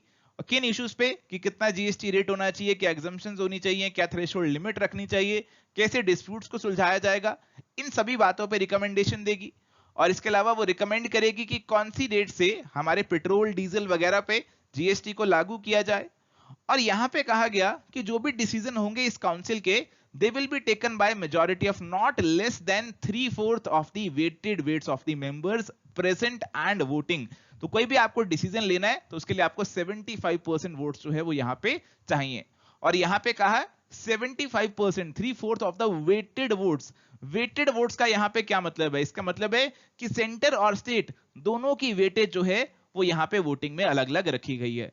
तो कहा गया हमारी सेंटर के जो वोट होंगे, सेंटर के पास 1/3 ऑफ द टोटल वोट्स यहां पे होने वाले हैं। तो टोटल वोट्स का 1/3 सेंटर के पास रहेगा, और बाकी का जो 2/3 है वो सारी स्टेट गवर्नमेंट्स के पास मिलाकर रहने वाला है। तो टोटल वेट्स की वेटेज कैसी है? टोटल वोट्स की वेटेज हमारे पास कैसी है? सेंटर के पास हमारे पास है 1/3 ऑफ द टोटल वोट्स, और बाकी सारी स्टेट्स को मिला के उनके पास है 2/3 ऑफ द टोटल वोट्स। तो ये यहाँ पे वेटेड वोटिंग का कंसेप्ट जो है वो लेकर आए हैं। तो ये चीज भी आपको ध्यान में रखनी है। एक्चुअल में समझना नहीं, अप्लाई नहीं करने की जरूरत आपको, बट बस ये चीज आप याद रखें, ध्यान में रखें कि 3/4 वोट्स चाहिए, और सेंटर की वेटेज 1/3 है, स्टेट्स की वेटेज जो है 2/3 है। इस चीज को आप याद रख लें। Now let's talk about rates under GST.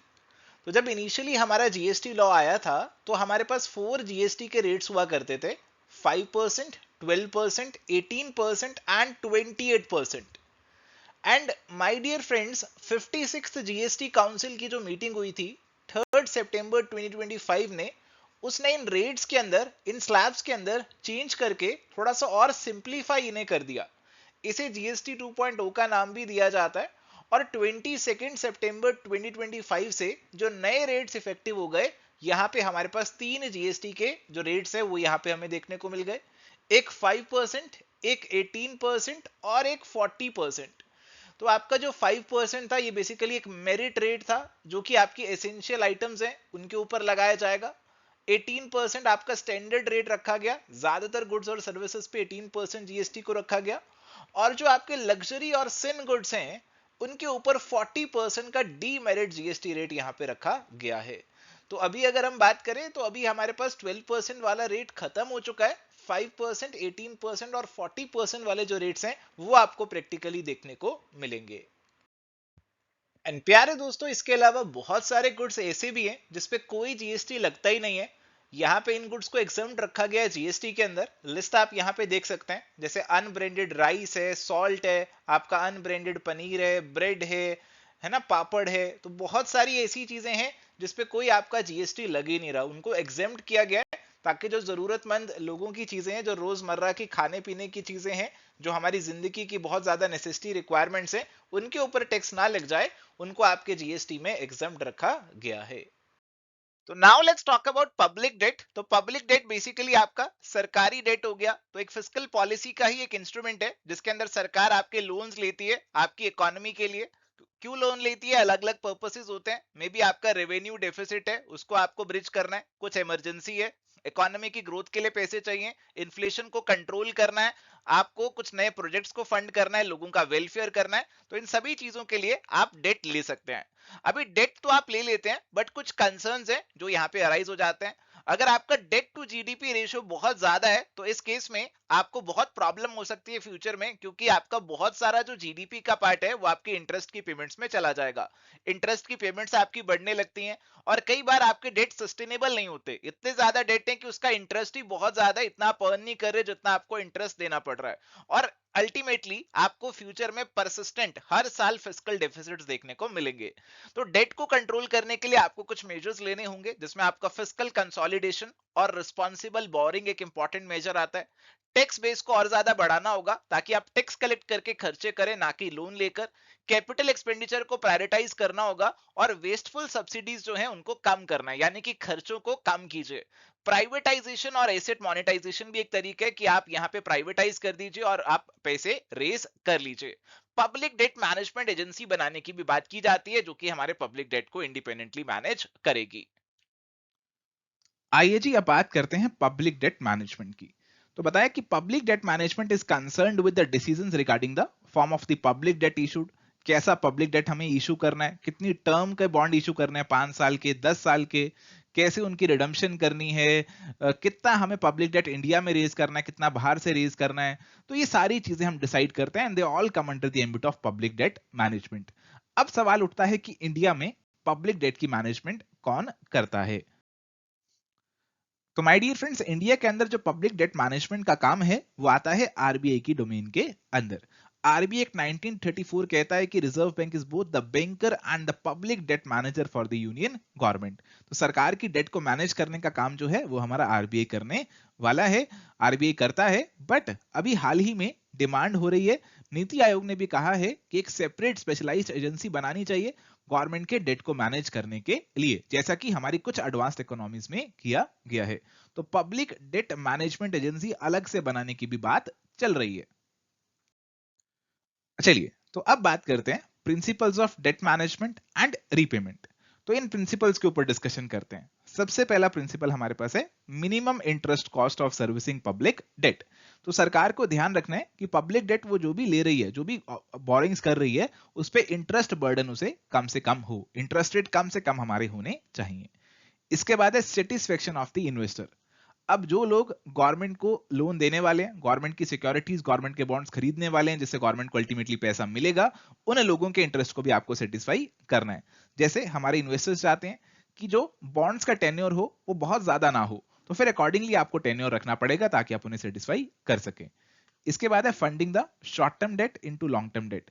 एक और प्रिंसिपल डेट मैनेजमेंट का है कि it should help to convert short term borrowings into long term borrowings. Short term borrowings को हम लॉन्ग टर्म बोरोइंग्स में कन्वर्ट कर सकें।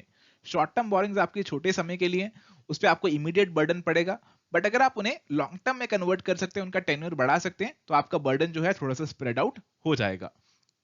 इसके बाद है public debt policy must be coordinated with fiscal and monetary policy.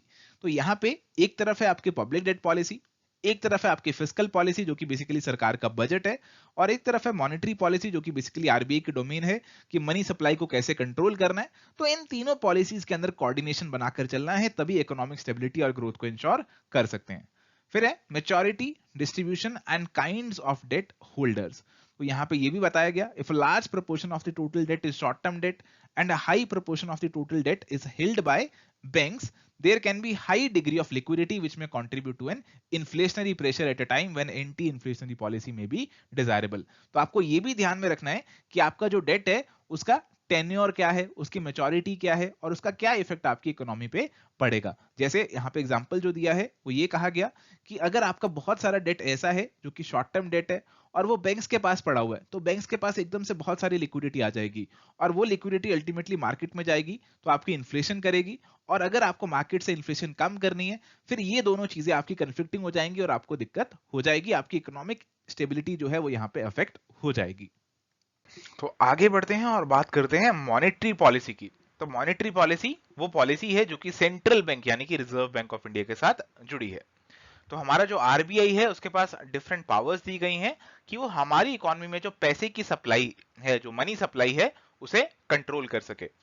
पैसे की सप्लाई को कंट्रोल करना इसलिए जरूरी है क्यों, ताकि अगर इकोनॉमी में पैसे की सप्लाई ज्यादा बढ़ जाए, लोगों के पास ज्यादा पैसे आ जाए, तो उससे क्या होगा, चीजों की डिमांड ज्यादा बढ़ेगी और इन्फ्लेशन प्राइस बढ़ने शुरू हो जाएंगे।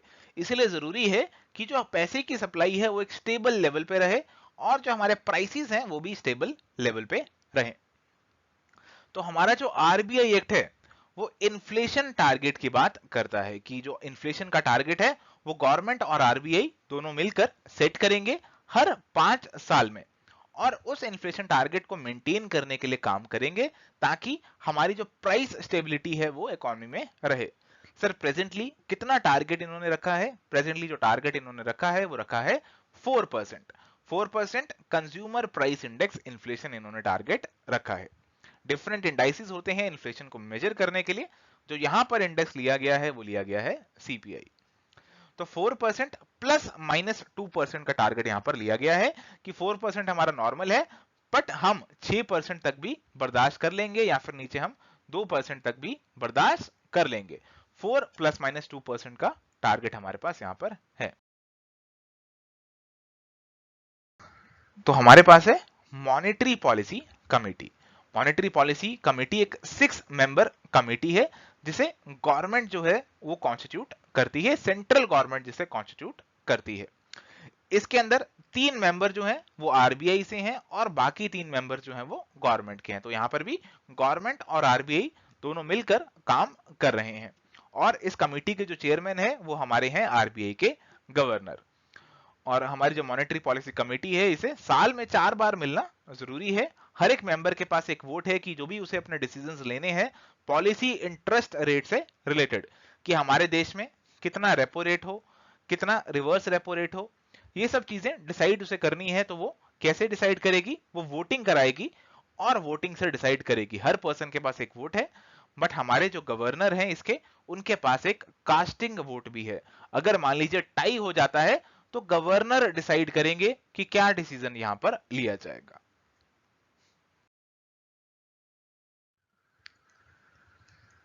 चलिए, तो हमारे पास हमने मॉनेटरी पॉलिसी को इंप्लीमेंट करना है तो हमारे पास 2 तरीके के मेथड्स हो सकते हैं, क्वालिटेटिव या फिर क्वांटिटेटिव। यहां पर आपके पास है क्वांटिटेटिव या फिर जनरल मेथड्स। तो इस क्वांटिटेटिव मेथड्स में हमारे पास आती है लिक्विडिटी एडजस्टमेंट फैसिलिटी, जिसके अंदर हमारे पास आते हैं repo and reverse repo operations.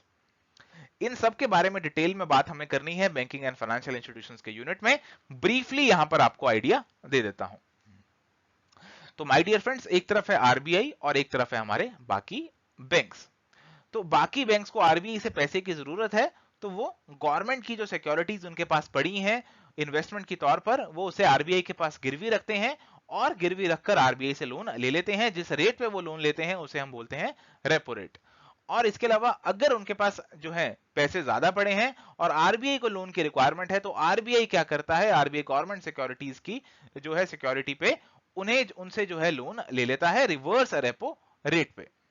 तो ऐसे रेपो रिवर्स रेपो ऑपरेशन हमारे काम करते हैं। तो अगर आरबीआई रेपो रेट बढ़ा देगा तो हमारे बैंक्स के लिए क्या हो जाएगा, बैंक्स के लिए जो है इंटरेस्ट रेट आगे बढ़ जाएगा, जिससे उनके लिए पैसा लेना महंगा हो जाएगा और वो आगे लोगों को जो लोन देंगे वो भी महंगे देंगे, जिससे लोग जो है लोन कम लेंगे और कम खर्चा करेंगे, ज्यादा खर्चा नहीं करेंगे, वो कम खर्चा करेंगे, जिससे हमारे जो प्राइसेस हैं वो स्टेबलाइज हो जाएंगे, इन्फ्लेशन जो है कम हो जाएगा।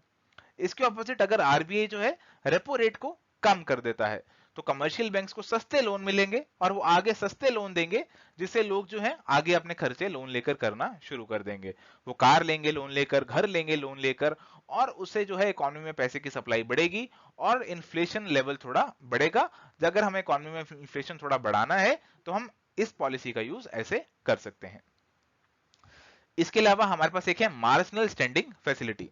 तो यहां पर मैंने आपको बताया कि आप गवर्नमेंट सिक्योरिटीज की गिरवी रखकर जो है बैंक हमारे आरबीआई से लोन ले सकते हैं, बट अगर उनके पास गवर्नमेंट सिक्योरिटीज नहीं है तब भी वो लोन ले सकते हैं, बट तब उन्हें इंटरेस्ट रेट ज्यादा चुकाना पड़ता है अंडर दिस फैसिलिटी।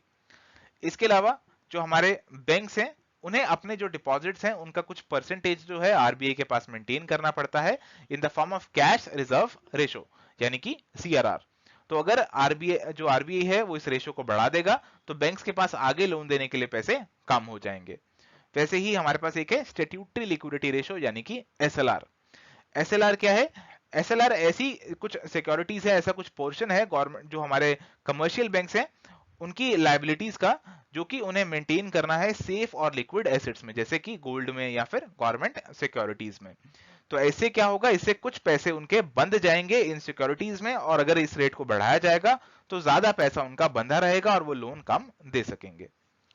इसके अलावा हमारे पास है ओपन मार्केट ऑपरेशंस। आरबीआई क्या कर सकता है, गवर्नमेंट सिक्योरिटीज की परचेज या सेल कर मार्केट में वहां से लिक्विडिटी सक कर सकता है या फिर लिक्विडिटी वहां पे इंजेक्ट कर सकता है।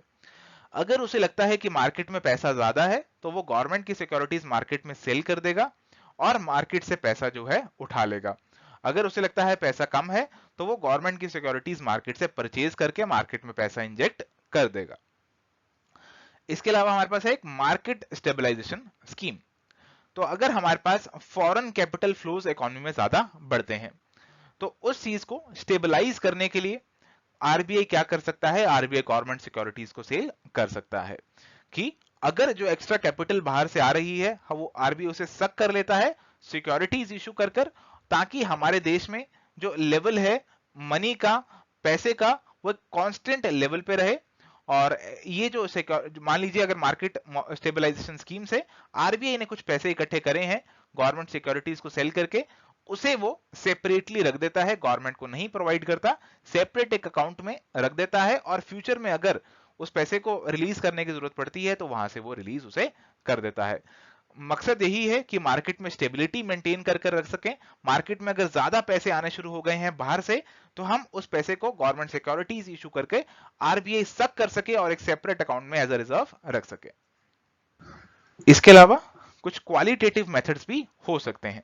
क्वालिटेटिव मेथड्स में हमारे पास कौन से मेथड्स आएंगे, चेंज इन मार्जिनल रिक्वायरमेंट्स। तो आरबीआई क्या कह सकता है कि देखो आपने बैंक्स जो आपने लोन देने हैं, पहले आप अगर आपका 100 करोड़ का एसेट गिरवी रखते थे तो आप 80 करोड़ का लोन देते थे, अब आप केवल 70 करोड़ का ही लोन देंगे, ऐसा आरबीआई कह सकता है। आरबीआई क्या कह सकता है, आरबीआई क्रेडिट रैशनिंग कर सकता है। आरबीआई कह देता है कि देखो मैं तुम्हें केवल इतनी ही क्रेडिट फैसिलिटीज दूंगा तो तुम आगे उतने ही लोन देना। इसके अलावा आरबीआई क्या कर सकता है, एडवाइस दे सकता है बैंक्स को, मॉरली उन्हें परस्यूड कर सकता है कि देखो ज्यादा लोन मत बांटो, आगे तुम्हें दिक्कत आ सकती है। इसके अलावा डायरेक्ट एक्शन भी वो ले सकता है। क्या कर सकता है वो, कि बैंक्स उसके पास आए लोन लेने के लिए, अपने जो बिल्स हैं उसे डिस्काउंट करवाने के लिए, तो आरबीआई मना कर सकता है कि देखो तुम ठीक से काम नहीं कर रहे तो मैं तुम्हारे जो बिल्स हैं डिस्काउंट नहीं करूंगा। इसके अलावा पब्लिसिटी के through different periodicals, different journals, different articles RBI जो है वो पब्लिश करवाता है, जिससे हमारी पूरे जो बैंक्स है, बैंकिंग कम्युनिटी है, उसका ओपिनियन वो इन्फ्लुएंस करता है। तो ऐसे क्वालिटेटिव टूल से या फिर सिलेक्टिव मेथड से भी आरबीआई हमारी जो मॉनेटरी पॉलिसी है उसे कंट्रोल करता है। तो चलिए आइए बात करते हैं इन्फ्लेशन की। तो इन्फ्लेशन हमारे पास है sustained unchecked increase in the general price level and fall in the purchasing power of the money, यानी कि आपके दाम इकोनॉमी के अंदर चीजों के बढ़ते जा रहे हैं और आपकी पैसे की जो परचेसिंग पावर है वो घटती जा रही है। पहले 100 रुपए से ज्यादा सामान आता था, अब 100 रुपए से कम सामान आने वाला है। कॉजेस ऑफ इन्फ्लेशन हम दो में क्लासिफाई कर सकते हैं। एक तो है डिमांड पुल फैक्टर। अब डिमांड लोगों की ज्यादा हो गई, सप्लाई उतनी नहीं है, तो जाहिर सी बात है चीजों के दाम आपके बढ़ेंगे। और इसके अलावा कई बार आपके कॉस्ट पुश फैक्टर्स भी हो सकते हैं, यानी कि आपकी कॉस्ट ऑफ द प्रोडक्शन ही बढ़ जाए, रॉ मटेरियल के दाम बढ़ जाएं, सरकार ने टैक्स बढ़ा दिया तो आपके दाम बढ़ जाएंगे। तो कॉस्ट बढ़ने से भी और डिमांड बढ़ने से भी आपकी यहां पे इन्फ्लेशन हो सकती है। इन्फ्लेशन के टाइप्स की अगर हम बात करें तो एक तो हमारे पास है क्रीपिंग इन्फ्लेशन, ये आपकी कम है, धीरे वाली इन्फ्लेशन है, सिंगल डिजिट इन्फ्लेशन रेट है आपका। गैलोपिंग इन्फ्लेशन, ये और तेज हो गई है, डबल और ट्रिपल डिजिट में आपका इन्फ्लेशन रेट पहुंच रहा है। और हाइपर इन्फ्लेशन के अंदर तो मिलियन ट्रिलियन परसेंटेज के अंदर आपका इन्फ्लेशन रेट यहां पे पहुंच जाता है। और इसके अलावा जी स्क्यूफ्लेशन, यहां पे कुछ स्क्यूड कॉमोडिटीज, कुछ पर्टिकुलर ग्रुप ऑफ कॉमोडिटीज में हमें इन्फ्लेशन देखने को मिलता है। और इसके अलावा एक सिचुएशन हमारे पास है स्टैगफ्लेशन की, बहुत ही टिपिकल सिचुएशन है। इसका फुल फॉर्म आप कह सकते हैं स्टैग्नेशन प्लस इन्फ्लेशन, कि इन्फ्लेशन है, इकोनॉमी के अंदर दाम बढ़ रहे हैं बट फिर भी हमारी इकोनॉमी स्टैग्नेंट है, हमारी ग्रोथ कम है और अनएम्प्लॉयमेंट यहां पे ज्यादा है। बहुत ही टिपिकल सिचुएशन, कंट्रोल करना जिसे मुश्किल है। इसके अलावा जी दो टर्म्स है, डिफ्लेशन और डिसइंफ्लेशन। देखो डिफ्लेशन इन्फ्लेशन का बिल्कुल उल्टा है। इन्फ्लेशन का मतलब दाम बढ़ रहे हैं, डिफ्लेशन का मतलब जो आपके दाम है वो घट रहे हैं। डिसइंफ्लेशन का मतलब है कि आपका इन्फ्लेशन का जो रेट है वो यहां पे कम हो रहा है, दाम तो बढ़ रहे हैं बट अब कम रेट से वो दाम बढ़ रहे हैं।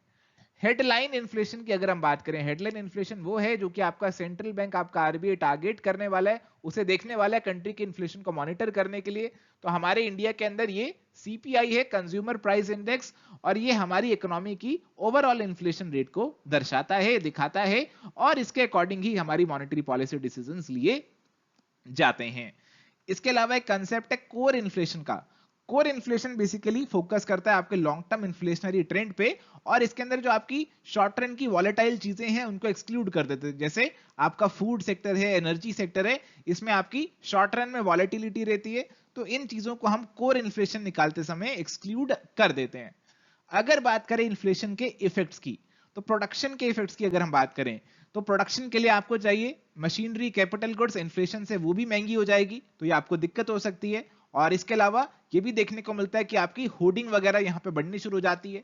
डेटर्स, इन्होंने पैसे आपको देने हैं और अब इनको कम पैसे देने पड़ेंगे, कम परचेजिंग पावर वाले पैसे देने पड़ेंगे, तो इनको गेन हो जाएगा। क्रेडिटर्स, जिनको पैसे लेने हैं, अब इनको कम परचेजिंग पावर वाले पैसे मिलेंगे तो इनको नुकसान हो जाएगा। इसके अलावा जी हमारे पास एंटरप्रेन्योर्स इन्होंने प्रोडक्शन अपनी कर ली है या फिर अपनी प्रोडक्शन वो कर रहे हैं रेगुलर तरीके से और आगे दाम बढ़ रहे हैं तो उनको फायदा हो सकता है। इन्वेस्टर्स की अगर हम बात करें तो इक्विटी शेयर्स के दाम बढ़ने से इक्विटी वालों को तो फायदा होगा, बट जिनको फिक्स्ड डिविडेंड, फिक्स्ड इंटरेस्ट मिल रहा है उनको नुकसान हो सकता है। फार्मर्स की अगर हम बात करें तो फार्मर्स जो है गेन कर सकते हैं, अगर चीजों के दाम, उनकी जो चीजें बना रहे हैं उनके दाम बढ़ जाएं तो उनसे वो गेन कर सकते हैं। लेबरर्स की बात करें तो उनको नुकसान है क्योंकि चीजों के दाम मार्केट में बढ़ चुके हैं बट उनकी सैलरी, वेजेस अभी उतनी ज्यादा नहीं बढ़ी हैं।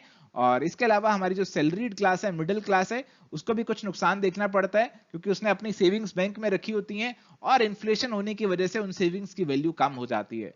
और गवर्नमेंट जो है उस पर भी इफेक्ट पड़ता है, गवर्नमेंट को अपनी जो टैक्सेस है उसके अंदर हो सकता है चेंज करना पड़े, अपनी जो स्पेंडिंग है गुड्स एंड सर्विसेज की उसके ऊपर हो सकता है चेंज करना पड़े। अब यहां पे एक कंसेप्ट है रियल और नॉमिनल इंटरेस्ट रेट का।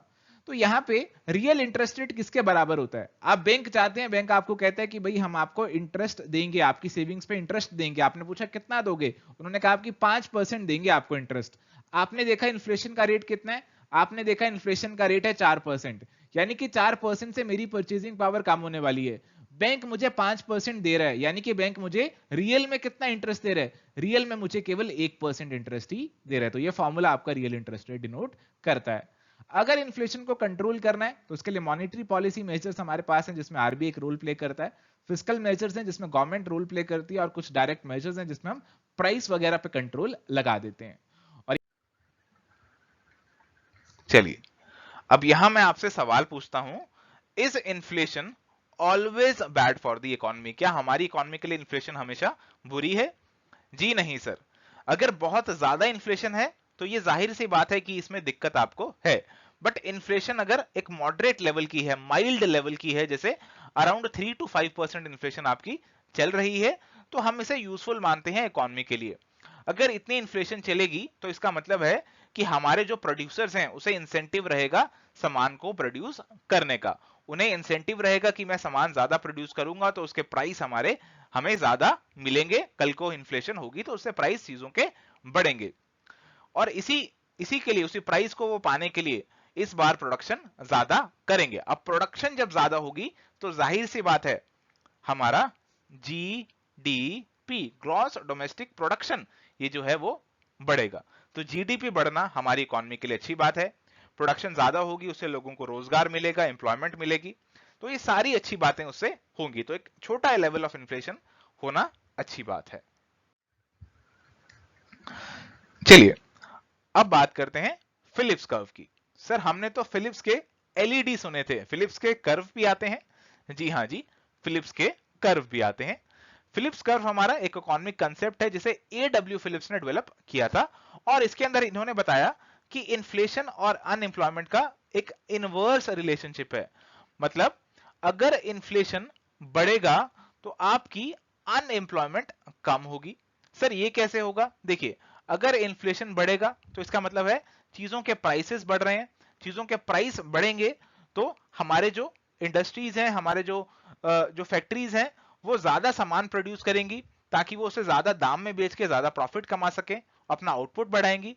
आउटपुट जब वो बढ़ाएंगी तो उसे बढ़ाने के लिए उन्हें लोग लगाने पड़ेंगे, लोगों को एम्प्लॉय करना पड़ेगा, लोगों को एम्प्लॉय करेंगे तो आपकी अनएम्प्लॉयमेंट कम हो जाएगी। तो फिलिप्स कर्व ने हमें यह बताया कि जैसे आपकी इन्फ्लेशन बढ़ेगी आपकी अनएम्प्लॉयमेंट कम होगी। तो जैसे आप देख सकते हैं यहां पे आपका जो इन्फ्लेशन रेट है वो यहां से यहां तक बढ़ा, यहां से यहां तक बढ़ा, तो आपका जो अनएम्प्लॉयमेंट रेट है वो यहां से यहां तक कम हो गया। इनके बीच में इनवर्स रिलेशनशिप आप यहां पे देख सकते हैं। बट क्या सर ये इनवर्स रिलेशनशिप हमेशा ट्रू रहेगा? ऐसे तो हम क्या करेंगे, इन्फ्लेशन को बढ़ाते ही जाएंगे ताकि अनएम्प्लॉयमेंट बिल्कुल ही खत्म हो जाए। क्या हम ऐसा कर सकते हैं? जी नहीं, ऐसा हम नहीं कर सकते। बताया गया कि ये जो रिलेशनशिप है ये केवल शॉर्ट रन में ही ऐसे एग्जिस्ट करेगा, लॉन्ग रन में हमारे इन्फ्लेशन के बढ़ने से अनएम्प्लॉयमेंट पे कोई चेंज नहीं आने वाला है। चलिए तो प्यारे दोस्तों बात करते हैं मेजरिंग इन्फ्लेशन इन इंडिया। दो सबसे पॉपुलर मेजर्स हमारे पास हैं, एक है WPI होलसेल प्राइस इंडेक्स और दूसरा है CPI कंज्यूमर प्राइस इंडेक्स। अब नाम से ही पता चल रहा है ये जो WPI होलसेल प्राइस इंडेक्स है ये आपकी होलसेल मार्केट के जो प्राइसेस हैं उनको मेजर करता है, उनको ट्रैक करता है। यानी कि जो बल्क में होलसेल मार्केट की जो ट्रांजेक्शन्स होती हैं उनको ट्रैक करता है और उनके बेसिस पे इन्फ्लेशन को मेजर करता है। इसके अंदर केवल और केवल गुड्स को ही इंक्लूड किया जाता है। आपके कुछ प्राइमरी प्रोडक्ट्स हैं, कुछ फ्यूल है, कुछ मैन्युफैक्चर प्रोडक्ट्स हैं जिनको इंक्लूड किया जाता है, सर्विसेज को यहाँ पे इंक्लूड नहीं किया जाता। इसे हमारी जो ऑफिस ऑफ इकोनॉमिक एडवाइजर हैं ministry of commerce and industry के अंदर, वो रेगुलर मंथली बेसिस पे रिलीज करते हैं और प्राइमरी फोकस आपका होलसेल लेवल पे ही रहता है। बट देखिए, होलसेल लेवल के जो भी प्राइसेस हो, एक कंज्यूमर तो जो रिटेल मार्केट का प्राइस है वो पे करता है।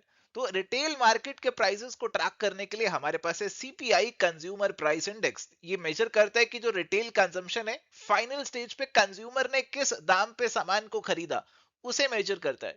इसके अंदर गुड्स और सर्विसेज दोनों आते हैं, food, housing, clothing, fuel, transport, health, education, बहुत सारी कैटेगरीज इसके अंदर डाली गई हैं। और इसे रेगुलर मंथली बेसिस पे हमारा नेशनल स्टैटिस्टिकल ऑफिस जो है वो यहाँ पे रिलीज करता है। एंड प्यारे दोस्तों, CPI हमारा यहाँ पे रूरल एरियाज के लिए अलग निकाला जाता है, अर्बन एरियाज के लिए अलग निकाला जाता है, और एक कंबाइंड CPI भी निकाला जाता है। RBI भी अपना जो इन्फ्लेशन टारगेटिंग करता है उसमें CPI का इस्तेमाल करता है। इसके अलावा CPI के हमारे पास कुछ और भी मेजर्स हैं। इंडस्ट्रियल वर्कर्स के लिए एक अलग से CPI निकाला जाता है, ये पुरानी प्रैक्टिस थी और आगे भी चल रही है। एग्रीकल्चर एंड रूरल लेबरर्स के लिए भी अलग से CPI निकाला जाता है, और ये निकाले जाते हैं मेनली आपके जो पे रिवीजन होती है, जो आपको महंगाई भत्ते वगैरह मिलते हैं, उसके लिए ये मेनली इस्तेमाल किए जाते हैं। अभी आप लोगों को एक काम करना है, आप लोगों को चेक करना है, आप लोगों को चेक करना है और ये देखना है कि WPI और CPI का एक तो बेस ईयर क्या है, इनका एक तो बेस ईयर आपको चेक करना है, और इसके साथ साथ प्यारे दोस्तों आपको चेक करना है कि इनमें कितनी नंबर ऑफ कमोडिटीज, कितने नंबर ऑफ गुड्स यहाँ पे इंक्लूड किए गए। आपको दो चीजें चेक करनी है और आपको ये पता करके अपने नोट्स में ऐड ऑन कर लेनी है। चलिए, तो माय डियर फ्रेंड्स, अगर एग्रीकल्चर सेक्टर की बात करें तो एक बहुत इंपॉर्टेंट सेक्टर है इंडियन इकोनॉमी के लिए। अगर इसके जीडीपी का कंट्रीब्यूशन देखें तो हमारे जीडीपी में लगभग अराउंड 17 to 18% यानी कि 20% के आसपास कंट्रीब्यूशन है जीडीपी में इसका। बट क्रूशियल ये इसीलिए ज्यादा हो जाता है क्योंकि around 50% of the countries workforce जो है वो इसके अंदर एम्प्लॉयड है। अगर अपने अनऑर्गेनाइज सेक्टर की वर्कफोर्स को देखें तो अनऑर्गेनाइज सेक्टर के 90% लोग एग्रीकल्चर से जुड़े हुए हैं। इसीलिए एग्रीकल्चर को इंडियन इकोनॉमी की बैकबोन भी कहा जाता है। और साथ ही साथ कुछ क्रॉप्स में तो इंडिया एग्री एक्सपोर्टर की तरह भी मर्ज हो रहा है। और ये भी कहा गया कि एग्रीकल्चर हमारी इंडस्ट्रियल ग्रोथ और नेशनल इनकम से भी जुड़ा हुआ है। अगर हमारे एग्रीकल्चर सेक्टर के अंदर 1% की ग्रोथ होती है तो उसमें आपकी इंडस्ट्रियल सेक्टर की 0.5% ग्रोथ होती है और आपकी नेशनल इनकम ऑफ इंडिया जो है वो 0.7% जो है वो यहाँ पे इंक्रीज कर जाती है। तो बहुत इंपॉर्टेंट है एग्रीकल्चर सेक्टर इंडियन इकोनॉमी के लिए। तो अगर बात करें role of agriculture in Indian economy, तो शेयर इन नेशनल इनकम की बात करें तो यहाँ पे हमारा जो जीडीपी है, नेशनल इनकम है, उसके अंदर इसका एक कंट्रीब्यूशन है। बहुत ज्यादा तो नहीं है बट एक सब्सटैंशियल कंट्रीब्यूशन कह सकते हैं। और इसके अलावा एम्प्लॉयमेंट जनरेशन में बहुत इंपॉर्टेंट रोल प्ले करता है। Supply of raw material to agro based industries, तो हमारी कुछ इंडस्ट्रीज हैं, जैसे मान लीजिए आपकी केचप बनाने वाली इंडस्ट्री है तो उसको टोमेटो चाहिए, टोमेटो केचप बनाने के लिए। तो ऐसी इंडस्ट्रीज जो हैं उनको रॉ मटेरियल एग्रीकल्चर सेक्टर से ही मिलता है।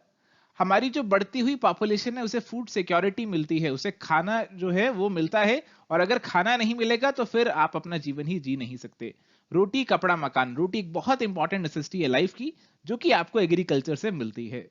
मार्केट फॉर इंडस्ट्रियल प्रोडक्ट्स, देखो हमारी बहुत सारी पॉपुलेशन जो है वो एग्रीकल्चर पे डिपेंडेंट है, रूरल एरियाज में रहती है। अगर आपका एग्रीकल्चर अच्छा होता है तो उस केस में किसानों के पास पैसे ज्यादा रहते हैं और इस केस में आपकी डिमांड आपको बढ़ती हुई दिखती है इंडस्ट्रियल प्रोडक्ट्स की, और ऑल ओवर द इकोनॉमी इसका इफेक्ट हमें देखने को मिलता है। और इंटरनेशनल ट्रेड के अंदर भी एग्रीकल्चर का इंपॉर्टेंस है। इंडिया जो है एग्रीकल्चर का एक्सपोर्ट्स कर रहा है इन प्रोडक्ट्स के अंदर, कॉटन, जूट और टी के अंदर। और एग्रीकल्चर को लेकर government time to time policies लेकर आती रही है। जैसे यहाँ पे नेशनल पॉलिसी फॉर फार्मर्स 2007 की बात कर रखी है, और नेशनल एग्रीकल्चर पॉलिसी 2000 जो थी उसकी शॉर्टकमिंग्स को डील करने के लिए पॉलिसी गवर्नमेंट लेकर आई थी। तो फार्मर्स पे फोकस था इस पॉलिसी का, और इसमें ये इंपॉर्टेंट हाइलाइट्स, इंपॉर्टेंट गोल्स इसके अंदर बताए हैं। तो बहुत डिटेल में हम नहीं जा रहे हैं, एक बार आप इसे अपने एंड पर रीड करना चाहें तो कर सकते हैं। चलिए अब बात करते हैं एग्रीकल्चरल रिफॉर्म्स सिंस इंडिपेंडेंस। तो काफी सारे रिफॉर्म्स लेकर आए, जैसे जमींदारी सिस्टम जो पहले हुआ करते थे आपके पास उनको अबॉलिश किया, हमारी लैंड होल्डिंग्स को कंसोलिडेट किया। देखो ऐसा होता था कि एक पर्सन जो था उसके पास कुछ लैंड है, जैसे एक एरिया ऑफ द लैंड है, ये इस पर्सन के पास है। अब इसके आगे हुए 3 बच्चे, तो इस लैंड को किस में बांट दिया, 3 हिस्सों में इन्होंने बांट दिया। अब इन तीनों के आगे 3-3 बच्चे और हो गए, तो फिर इन्होंने अपनी इस लैंड को किसमें फर्दर 3-3 हिस्सों में बांट लिया। तो ऐसे लैंड आपकी छोटी होती जाती थी। तो गवर्नमेंट ने क्या किया, इसको कंसोलिडेशन करने पे यहाँ पे फोकस किया, और इसके लिए कुछ मेजर्स, कुछ स्कीम्स हम लेकर आए। लैंड रिफॉर्म्स के ऊपर यहाँ पे काम किया ताकि हम अपनी लैंड्स को कंसोलिडेट कर सके। और इसके अलावा एग्रीकल्चरल रिफॉर्म्स लेकर आए, जिसमें आपकी ग्रीन रेवोल्यूशन, आपकी व्हाइट रेवोल्यूशन हम लेकर आए। देखो व्हाइट रेवोल्यूशन को ऑपरेशन फ्लड के नाम से भी जाना जाता है, मिल्क प्रोडक्शन से ये आपका जुड़ा हुआ है। और आपके इंस्टीट्यूशनल टेक्निकल रिफॉर्म्स भी लेकर आए 1980s 1990s में, और अब भी काम हो रहा है, काफी सारी स्कीम्स, मेजर्स गवर्नमेंट लेकर आ रही है। क्रॉप इंश्योरेंस पे भी जो है काम किया जा रहा है, फार्मर्स को मिनिमम इनकम प्रोवाइड करने की बात चल रही है, उनकी इनकम को बढ़ाने की बात चल रही है। तो बहुत सारे रिफॉर्म्स जो है एग्रीकल्चर सेक्टर के अंदर हम लेकर आते जा रहे हैं। चलिए अब बात करते हैं मिनिमम सपोर्ट प्राइस, ऐसा न्यूनतम मूल्य जिसपे किसान आपसे जो आपका प्रोड्यूस है वो खरीद लेगी। तो सोइंग सीजन से पहले, तो यानी कि हम बीज बोने से पहले सरकार जो है ये एमएसपीज को अनाउंस कर देती है on the recommendation of CACP, यह है commission for agricultural cost and prices. मकसद ये होता है कि किसान अगर कोई फसल बो रहा है तो उसके मन में ये डर ना हो कि कल को मेरा सामान नहीं बिकेगा तो क्या होगा, तो उसमें ये डर नहीं होना चाहिए। उसमें हमेशा ये विश्वास होना चाहिए कि मेरा सामान जो है कल को गवर्नमेंट तो खरीद ही लेगी। अगर मार्केट में प्राइस गिर गया, प्रोडक्शन बहुत ज्यादा हो गई, तो गवर्नमेंट जो है मेरे से खरीद लेगी और मेरे को मिनिमम प्राइस जो है यहाँ पे मिल जाएगा। देखो हमने शुरुआत करी थी वीट के एमएसपी से, बट धीरे धीरे बहुत से क्रॉप्स का अब हम एमएसपी अनाउंस करते हैं। बहुत से सीरियल्स हैं, जैसे पेडी है आपका, जवार, बाजरा, मेज, और इसके अलावा कुछ दालें भी हैं, कुछ ऑयल सीड्स भी हैं, जूट है, कॉटन है। तो काफी सारी चीजों का आज की डेट में जो मिनिमम सपोर्ट प्राइस है वो गवर्नमेंट के द्वारा अनाउंस किया जाता है।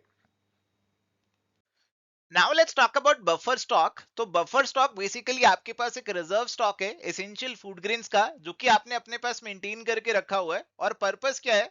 फूड सिक्योरिटी एक बहुत बड़ा पर्पस है, ताकि एकदम से अगर ड्रॉट हो जाए, फ्लड आ जाए, सूखा पड़ जाए, इमरजेंसी आ जाए, तो आपके पास जरूरी फूड ग्रेन्स होने चाहिए।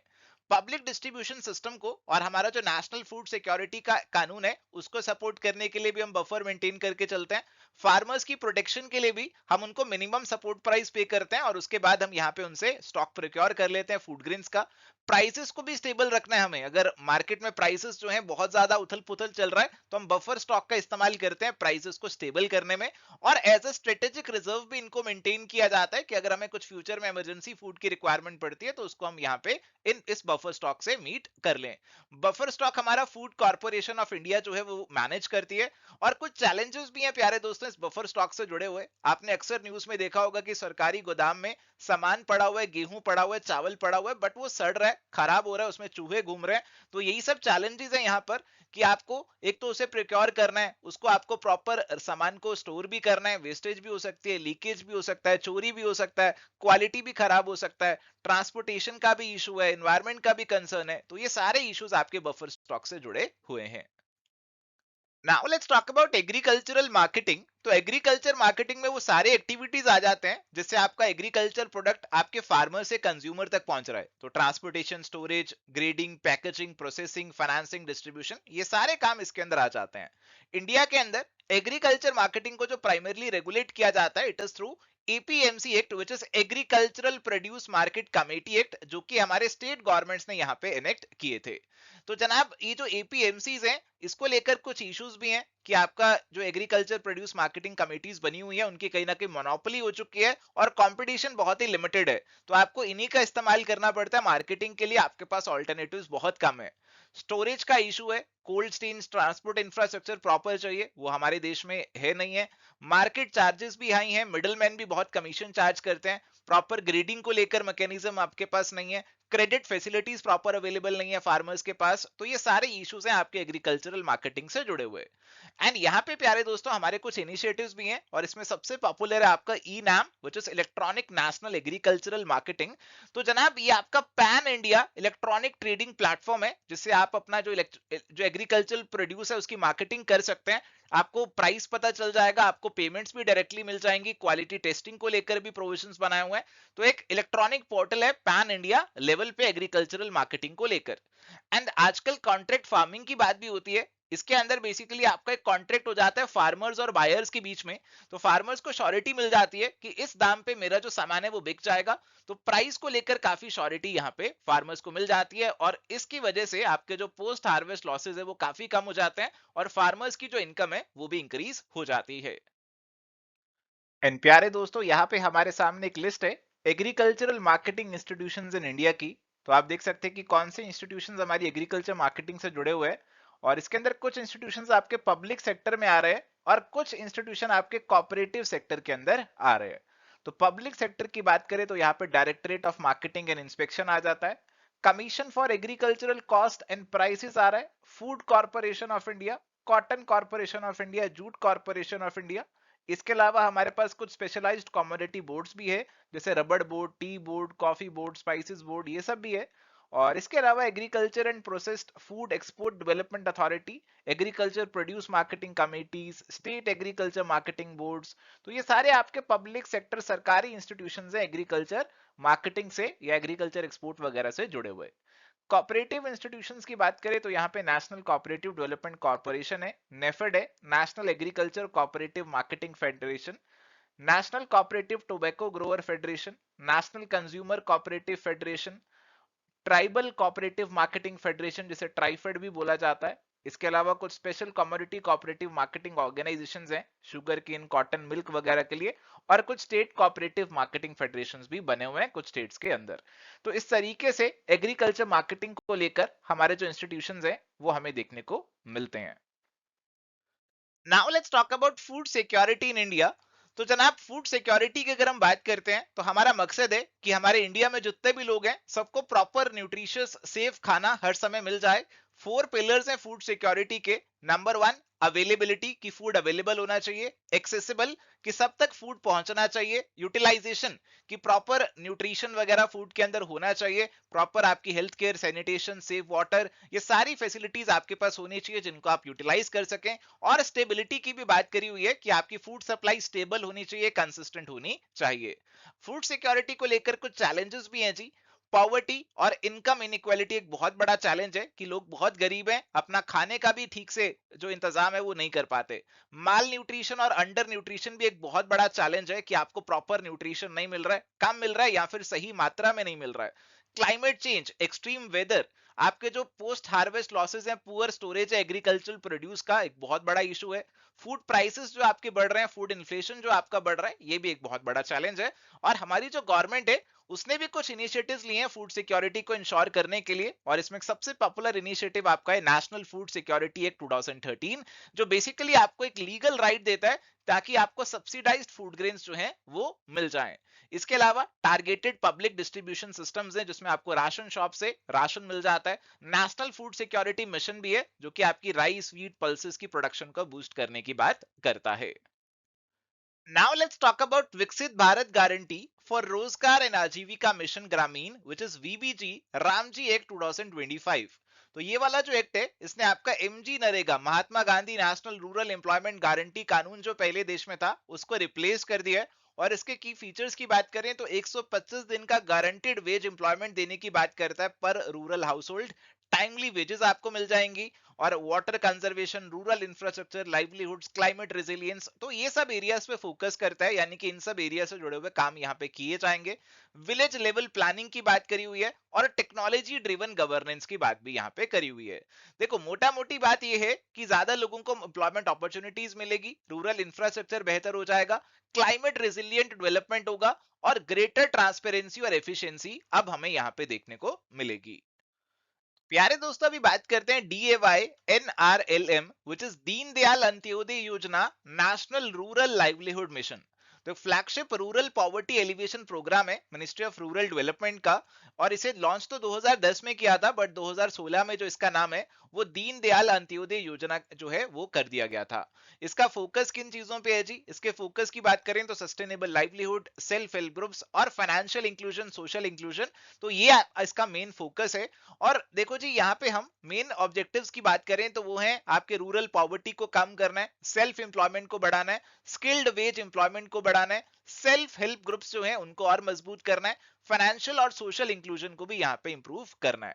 और यहाँ पे कुछ इनिशिएटिव्स भी लिए गए हैं जी। इसके अंदर आपके पास यहाँ पे ग्रामीण कौशल योजना है स्किल डेवलपमेंट के लिए, आपके पास rural self employment training institutions भी बना रखे हैं जो कि एंटरप्रेन्योरशिप ट्रेनिंग देंगे। तो ये वाला जो आपका स्कीम है, ये वाला जो आपका प्रोग्राम है, इसके बारे में ये कुछ इंपॉर्टेंट बातें आपको ध्यान में रखनी है। तो प्यारे दोस्तों, अभी बात करते हैं एग्रीकल्चरल क्रेडिट की। तो हमारे जो किसान हैं उनको क्रेडिट चाहिए, उनको उधार चाहिए, उनको लोन चाहिए, फाइनेंशियल असिस्टेंस चाहिए। क्यों चाहिए? क्योंकि उनको इनपुट्स खरीदने हैं, सीड्स खरीदने हैं, बीज खरीदने हैं, मशीनरी खरीदनी है, इरिगेशन के लिए इंफ्रास्ट्रक्चर चाहिए, मॉडर्न फार्मिंग टेक्निक्स के लिए पैसा चाहिए। तो ये पैसा कहां से आएगा? कुछ तो आपके इंस्टीट्यूशनल सोर्सेज हैं, जैसे आपके बैंक्स हैं, आपके कोऑपरेटिव बैंक्स हैं, नाबार्ड है, और कुछ नॉन इंस्टीट्यूशनल है जिसमें आपके local money lenders, traders, landlords और रिलेटिव्स आ जाते हैं। गवर्नमेंट ने भी कुछ इनिशिएटिव्स लिए हैं जी इस रिगार्ड में। इसमें आपका किसान क्रेडिट कार्ड एक इंपॉर्टेंट इनिशिएटिव है जिससे आपके फार्मर्स को अफोर्डेबल शॉर्ट टर्म क्रेडिट मिल जाता है कुछ समय के लिए। एग्रीकल्चर मार्केट इंफ्रास्ट्रक्चर फंड जो है वो भी नाबार्ड के थ्रू यहाँ पे बनाया गया, सेटअप किया गया।